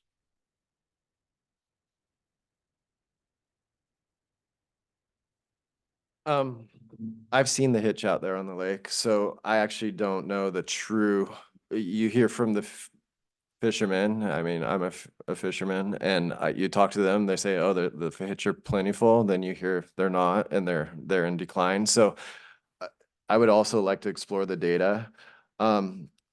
I did have a question on Miss Steele's show the other day, and someone asked me if, because of the emergency proclamation, if there was a freeze, if you would allow pumping. I guess right now that pumping is not allowed, and I think that yes, I wasn't very knowledgeable in that. I would allow that to happen under the emergency right now. I would allow that to happen. I think it's important to save the crops if the pumping is needed. Thanks. So I was actually at the Board of Supervisors chambers when the decision was being made about whether or not to have an emergency proclamation. And there was tremendous contention from the agricultural community and from our tribal neighbors.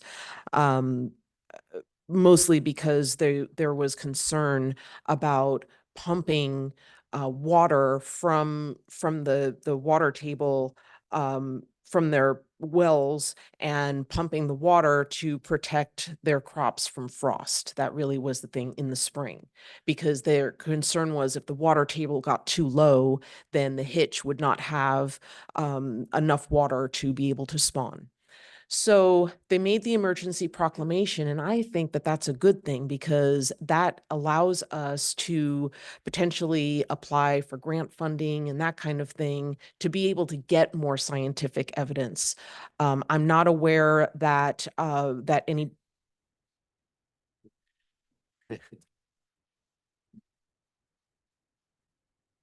I agree with some of the other people. We need more education on it myself. I mean, when I was younger, you used to be able to take a boat up any creek that off of Clear Lake. Now you can't. A lot of that's because of the vegetation and because of the gravel and everything else that's built up around the bottoms. And I don't think it's allowing the fish to spawn myself, but I think we need more education on it. I mean, are the pelicans eating them all up? The pelicans are a non-native bird in this lake, and they eat like 2 pounds of fish a day or something crazy like that. So I think we just need more education. I did work on a project a few years back out of Bellhaven that we had a scientist do a study on pile driving, and they thought that was affecting the hitch. And there was like a 68-page study done that proved that it wasn't. That's not the problem. It would take a lot more than driving piles to scare off the hitch. So education again is that we need more education on it, and work with Fish and Game on it. Thank you. Okay, Mr. Reed, what is your experience with code enforcement and what are the most important code enforcement priorities in Lake County? I don't personally have any, I've done nothing with code enforcement, but I see the problem with the code enforcement. Like I mentioned before, I don't think there's a lack of code enforcement in the county. Including with like the clearing of brush around homes. I have seen homes not cleared, and who's doing that code enforcement? And that is something that I have not explored yet. If it is being done, if we're not enforcing it, these rules that need to be done. Also with the creeks, like Scott's been saying, there's so much vegetation, and some of these creeks are along homes. They're not clean. If there's a fire, those homes are gone because, and I think that's a county thing that needs to be taken care of, and it hasn't been done. So it's something that needs to be addressed. Thanks.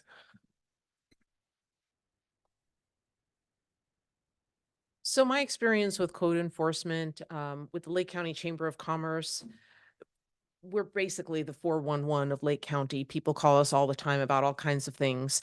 And so that's when I started hearing about, illegal dumping sites or vehicles being left on the side of the road. And I had to learn how to navigate the different systems in our different jurisdictions on how to report those and how to address them.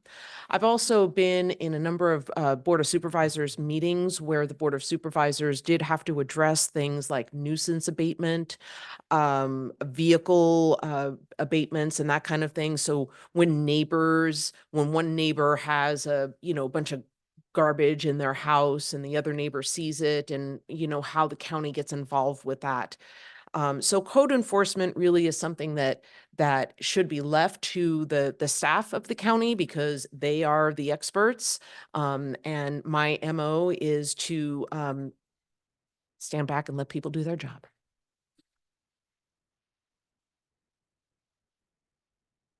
I think one of the major issues with code enforcement is the lack of, we need more people to do it. You know, the community development's stretched pretty thin as it is. Even right now, like if you want to get a building inspection, it's a couple days. It's a 48-hour, wait time right now. So they're overstretched. The last thing they want to do, they have time for is to go out and do code enforcement unless somebody calls to complain about it. So again, we're gonna need more people to make that happen. So somehow we got to get people to stay here to do that job. Period. Thank you.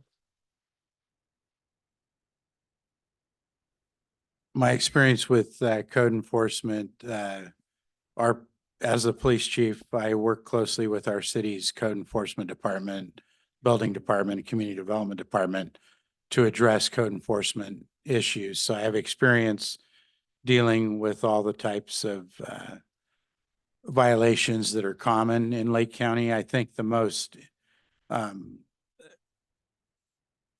problematic issues that we're facing in Lake County with code enforcement are abandoned vehicles, illegal dumping, and chronic properties where we have crime problems and they're dilapidated.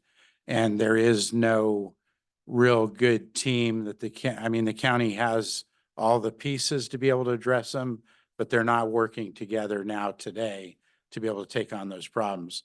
As supervisor, I would know how to fix that and work towards creating that team to have a better solution to these problems.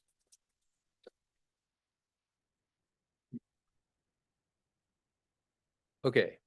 What plans do you have to collaborate with the elected leaders of the city of Lake? I have already been thinking about that. First of all, I would want to have a meeting, at least a monthly meeting, with the city manager and probably the mayor of Lakeport. In my current position, I do have a monthly meeting with the city manager. So that relationship is already, pretty solid.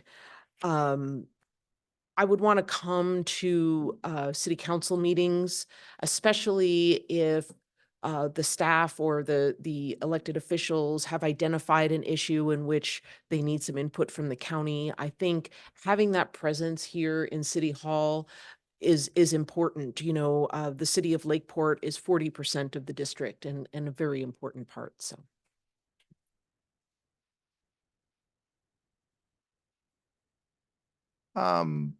Working with the cities we need to work together. Obviously, they're, like I brought up earlier about fighting over the South Main Soda Bay Road District, we need to squash that and work something out and work together on it. However, that's going to happen. That's gone in front of voters too many times to keep fighting about it. So let's just try to work together and let's come up with a solution to make that area get improved and make it happen, one way or another, whether it's city or county. Let's make it happen. Thank you. Well, obviously, I have a close relationship with the city of Lakeport. So I would continue that. I would have regular meetings. First of all, I would attend council meetings because the city is a big part of the District 4 area. But I would also continue to meet with the city leadership staff because I do think that the Board of Supervisors needs to support the cities. The cities are in the county. We need to work together. I'd like to see more support towards the cities. But I would even go further. I would want to develop a relationship with other communities such as Clear Lake that has a city, because I think a lot of times board members get focused on their district, but we're making decisions for the entire county. We're making decisions every week on things that affect everybody. We need to be focused on understanding that and having relationships throughout the county.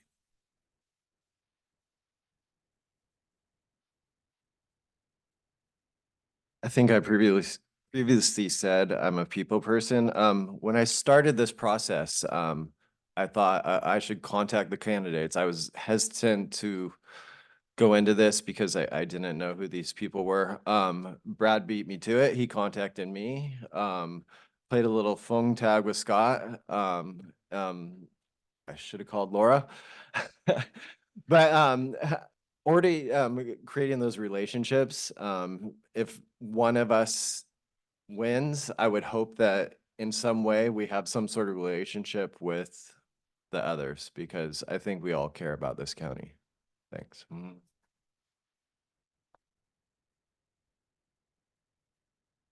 Okay, Mr. Barnett. Are you humble enough to listen to your voting constituency and vote their majority opinion, even if it's not yours? Absolutely. That's what I've been preaching the whole time. Absolutely. Yeah, I'm humble enough to realize that now. Maybe 20 years ago I wasn't, but these days, absolutely. Yeah. 100%. Absolutely, I'm working for the people, and regardless of my personal preferences or opinions, it's my responsibility to listen to the people and move forward with what the people want. So absolutely 100%. I also agree 100%. I think when you're out there talking to people and you're talking to the community, if everyone has the same opinion and mine differs, you would start to see their point of view, I would hope, and you would have to go with what they said. So 100%, yes.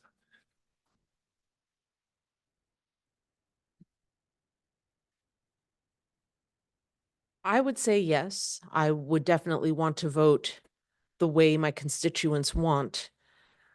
We also have to remember that there are 13,000 constituents in this district.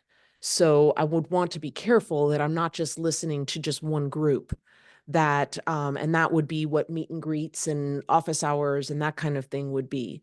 So that would be one way that I would do it. I would also say that in my current position with the Chamber of Commerce, there have been a few times when my board has made a decision and I as staff had to carry out what they wanted, even though I did not fully in my heart believe that that was the right course. So yes, sometimes you're put in that uncomfortable position of having to do something because it's the right thing to do and you're following the process. So that's what I would do.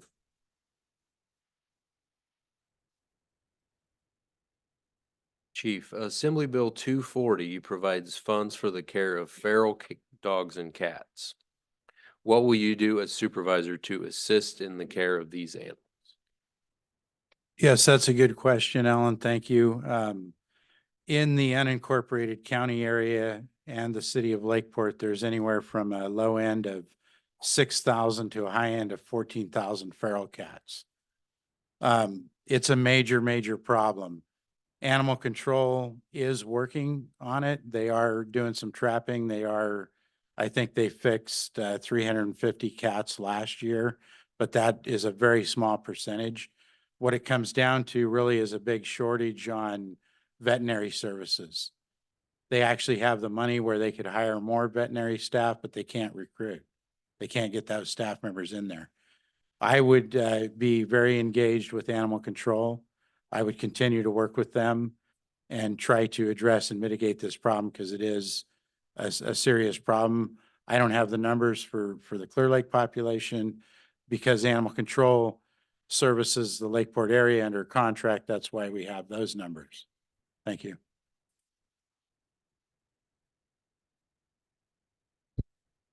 I believe we need to work with other counties actually on this issue. There are no veterinary services, and I know people that actually have trapped the cats, and they can't get anything done with them because there's you can only do a certain number of cats a year as a certain person, and there's not enough veterinary services to do this. So I think we need to explore working with other counties if they have availability and see if we can go that route, because it is a problem that we need to look into. Thank you.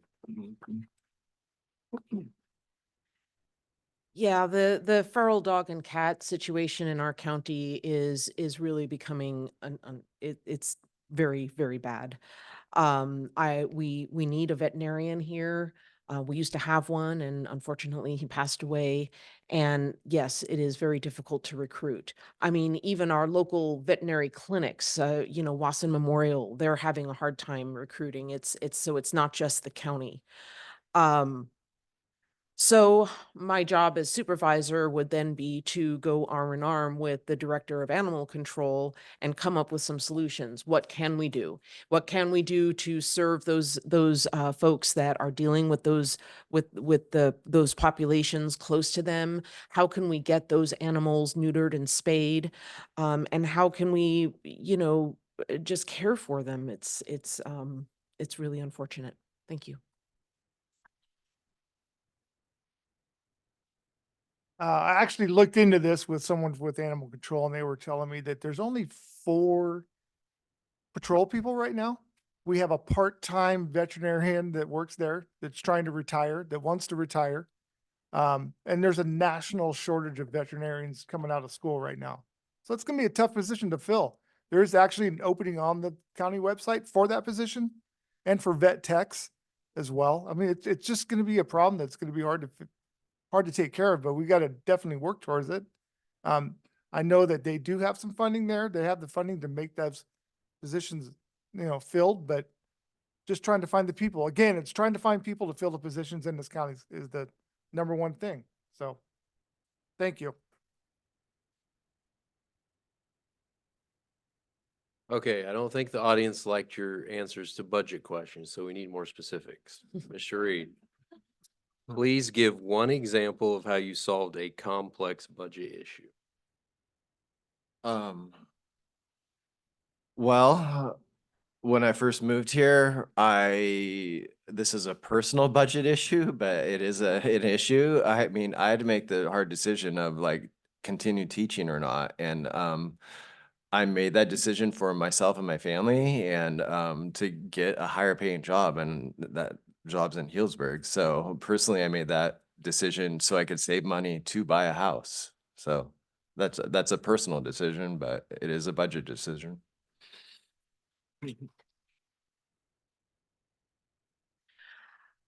When I started with the Lake County Chamber of Commerce, we were just at the point where about maybe a year before I started, we stopped receiving funding from the county, and it was pretty substantial amount of money that we received that was now being redirected over to the Tourism Improvement District. So suddenly we have this huge shortfall. And I was tasked on figuring out how to make that up so that we could continue supporting businesses in Lake County. So as a result, I have worked with the Tourism Improvement District. We are doing a new magazine, and that has definitely raised a little bit of money for us. We started doing more fundraising. I have worked with some larger corporations and businesses here in Lake County to get sponsorships and other ways to kind of creatively make up for that shortfall.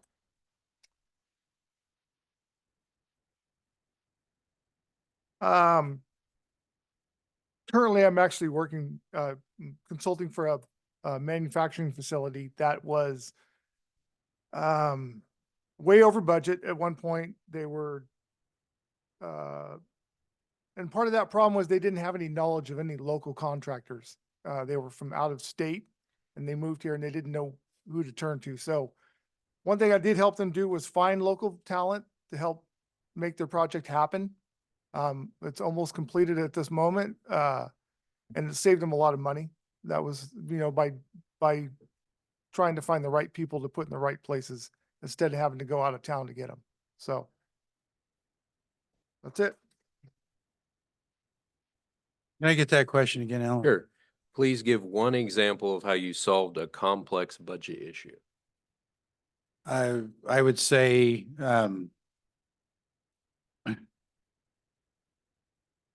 it involved, having to make decisions on which type of staff resource to keep and which type of staff resource that we weren't able to keep, during a very, very difficult budget time.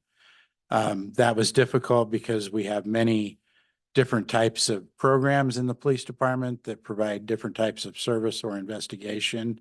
So to try to figure what you're going to eliminate and what you're going to keep is very difficult.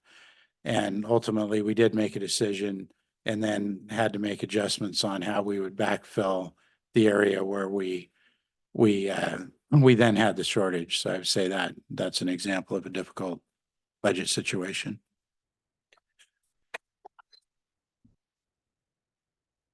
Okay, Ms. Samuel, the Lake County agriculture industry has an approximate economic impact of $339 million. What will you do to help support such a vital portion of our county's economy?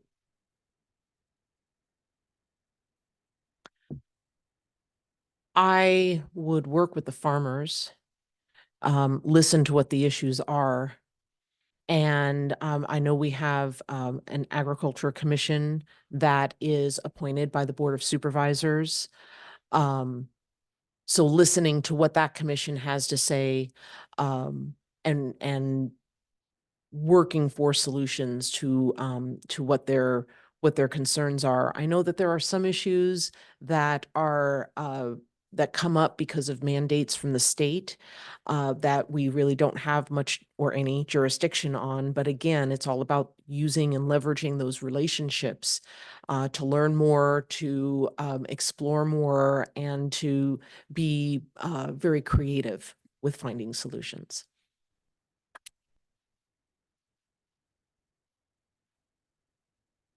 I think one thing that we need to work with is the new ag cannabis. Cannabis is in this county. I know the county is trying to rewrite their policy right now for cannabis.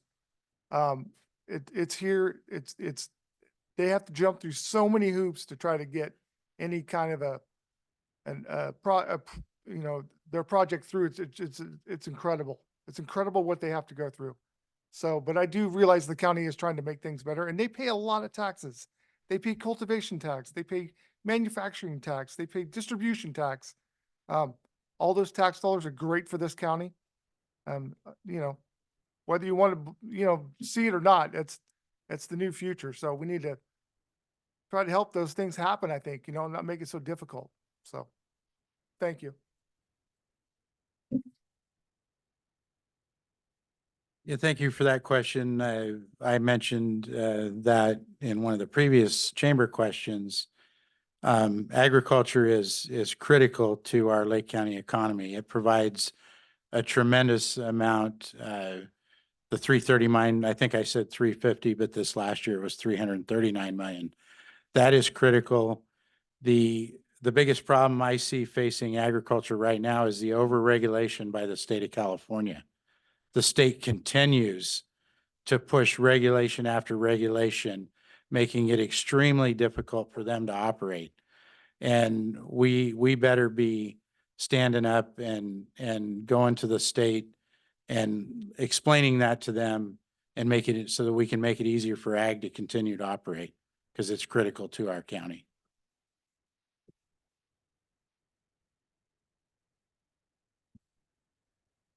The example I used before with the pumping and the hitch, stuff like that, we definitely need to support agriculture on. We also, back to tourism, where I work, wine club members are a big part of the wine industry. And if we don't have enough tourists here, like us as a community can't be the only ones that support the wine clubs. Most wineries that I know in the area that I work are people from out of town, and they come up to have their pickup with the wineries. So we need to work on that aspect of agriculture with the wineries as well. Thank you.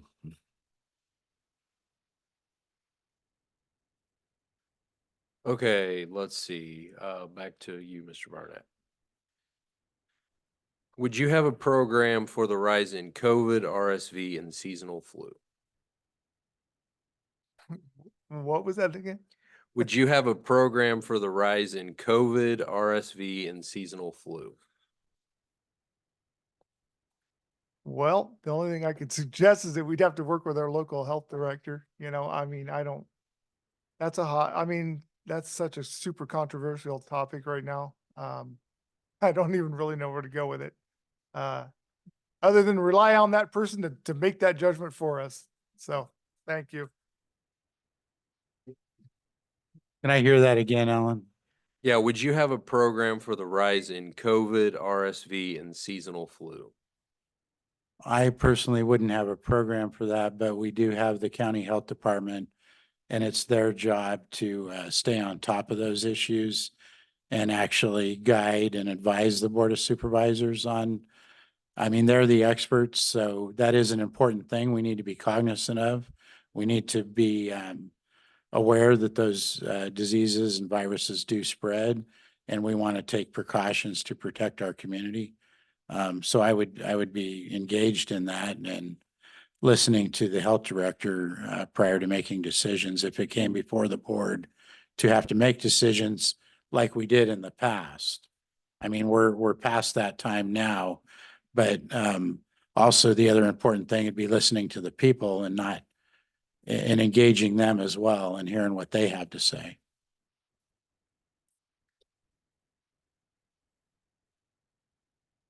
I would not support a program that had anything to do with that, unless the voters of District 4 wanted that. And from my understanding of people I talked to, I don't think they would. I think there was an overreach before, but again, that's a political issue that this shouldn't be a part of in this supervisor decision making. So thanks. So would I have a program for rising COVID, RSV, and flu? The fact is that there already is a program. This is not something that the Board of Supervisors does per se. It is something that our public health officer takes over in our public health department. And there are already clinics that they hold so that people can get vaccines if they wish to get them. I also was at the Board of Supervisors meeting today, and they were authorized, the folks from public health were authorized to purchase a mobile vaccination van. So soon you are going to be able to get your vaccinations. And I'm not saying mandatory vaccinations. If you want a vaccination, it will be more readily available to you now with this mobile unit than it was before. So hopefully that will help people get the medical treatment that they wish to receive.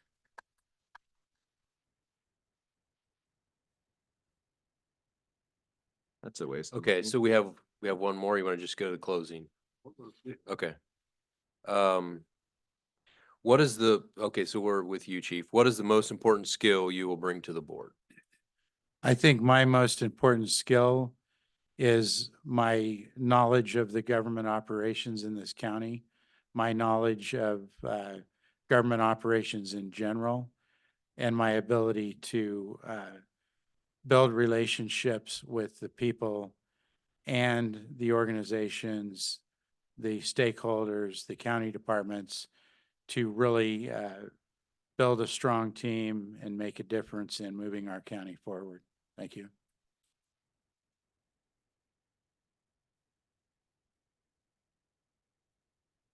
I think my most important skill is I'm not within the system of governance. I'm one of the people. I pretty much couldn't relate to every single person. As I said before, I've had an eclectic life. That was one of my issues as a kid, is I did every sport and I was good at every sport, but I didn't thrive in a sport because I did too many sports. I guess it's how you look at it, but I can really relate to people. My job currently is talking to people all day long. And I've been told, and in this kind of venue, it's kind of hard to be personable and makes me a little nervous because I'm good at doing speeches at the elementary school for assemblies, but not in front of you all. So, but I am very personable on a one-on-one basis in small groups, that sort of thing. So I think I can communicate with people, and that's the job, is being the voice of the people. Thank you. The most important skill that I really have been honing a lot since I started as the CEO of the Lake County Chamber of Commerce, and that is helping people connect to each other. It's a special thing when somebody comes to you and says, "Oh, Laura, I'm trying to grow my business and do this, that, and the other thing," and I go, I know just the person you need to talk to. And I do an introduction and suddenly you start to see the magic happen. So helping build those relationships, connecting the dots. I do have a master's in business administration, as I mentioned previous, so that doesn't hurt either. Um, and just, having that strong business experience, economic development experience, human resources management experience.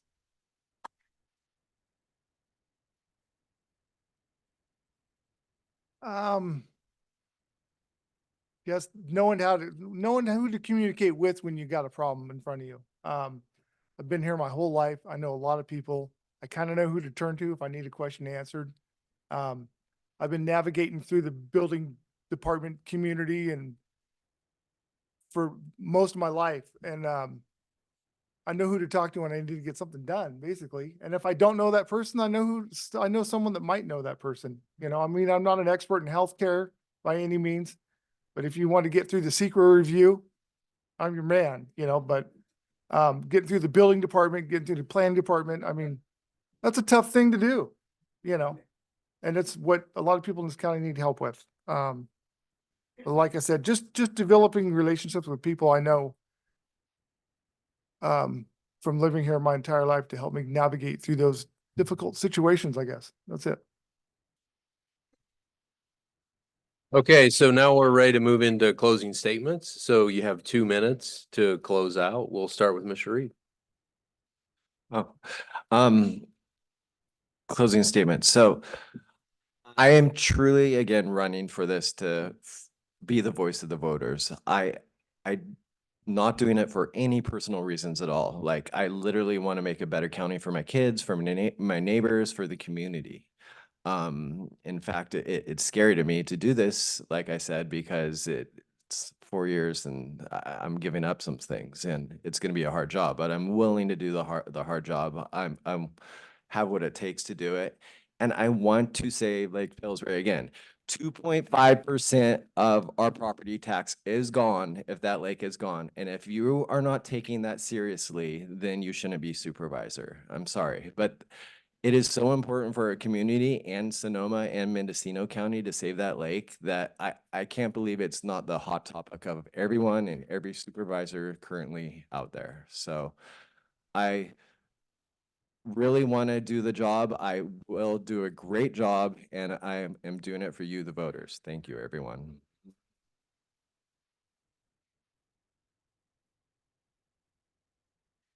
Well, first, I'd like to thank my fellow candidates, our hosts, and our audience for being here tonight. So thank you.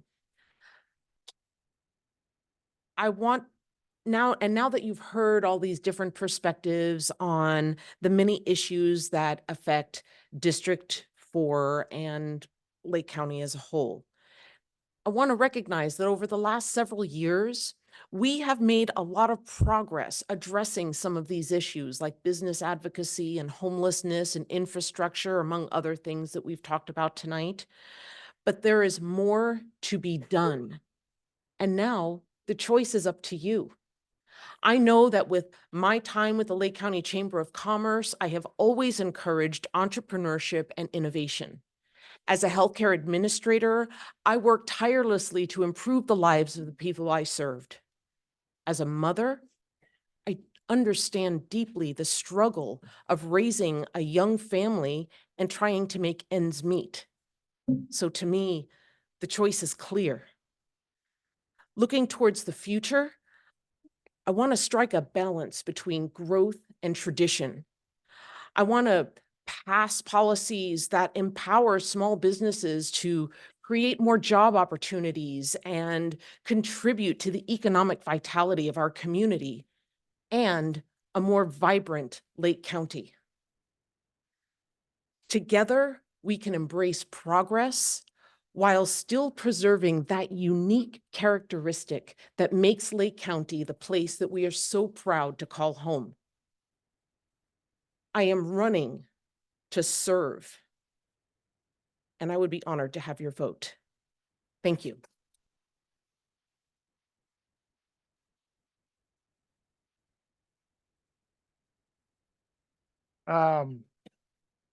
had a big speech written, but I'm not going to read it. So I think we all have kind of the same belief here. Everybody up here would be a great candidate. And I think it's, the thing to do is to choose the person that you believe is parallel, go in the same parallel direction that you want to go. That's what it boils down to, you know. I mean, to be honest, I mean, we all have the same beliefs. I mean, Brad and I talked one day for an hour or so, and we have the same ideas, we have the same wants, we have the same needs, and I think everybody here does as well. So it's just if you can relate with a police officer, or if you can relate with a contractor, or if you can relate with a Chamber of Commerce director, that's what it boils down to. So that's what I got to say, and a school teacher. So, you know, I'm sorry. No, I no, didn't no, mean it no, out. I know. I'm- It's fine. There was nothing purposely about it, trust me. Oh, I know. I just haven't met with you yet, but, and I know everybody else, but anyways, that's what I got to say. I think everyone here is a good candidate, so. Thank you.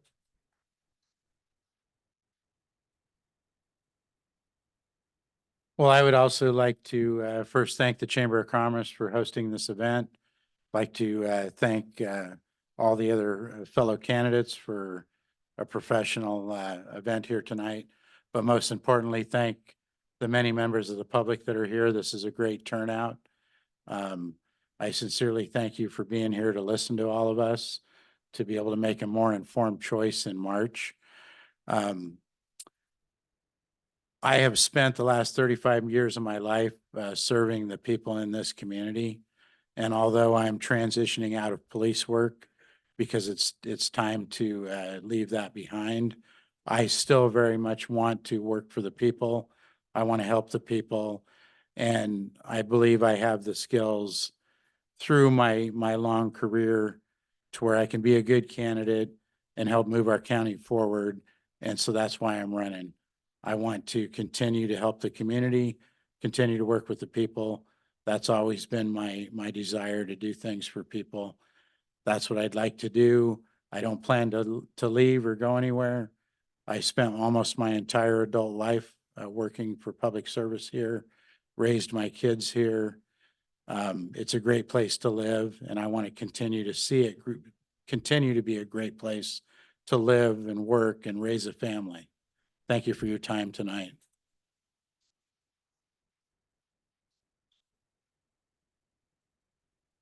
Well, I guess I have the microphone. So I'll again express thanks to the Chamber of Commerce as a voter in this district for putting the effort in to create this forum and let the voters understand a little bit more about all the candidates. Clearly, we have 4 people who care very deeply about this area in this county, and will serve us well on the Board of Supervisors. And also want to thank the audience for all the great questions. They covered a wide array of issues, and you packed in here. Good thing the fire marshal isn't here tonight. But anyway, I guess, is there anything else that you want to say, Bobby? Just let's give the candidates one more big round of applause.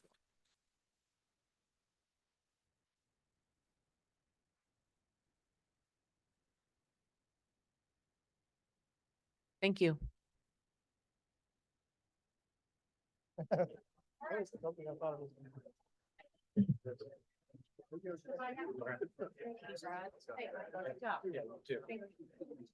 Hey, Chris, good job.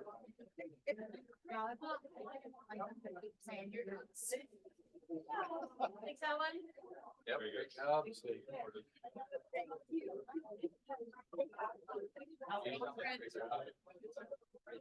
Treat you well? Yeah. Yes and no. It's pretty primitive. I mean, simplistic. What do you think I'm made of? I cut my teeth on something. I'd rather just have a camera right here that I can move. That's what I really.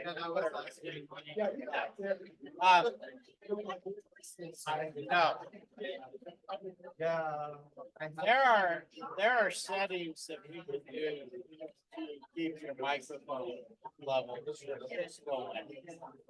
up into the red and just press it. There's pressers in there. Protect your audience. Yeah, willing to spend time with us? Yeah, I mean, that. Yeah, half hour. I do it at church. Yeah, I was gonna say. I, I play with this equipment too. Yeah. No, I was over at the fire board. No, ready for tomorrow, we got this. I'm not comfortable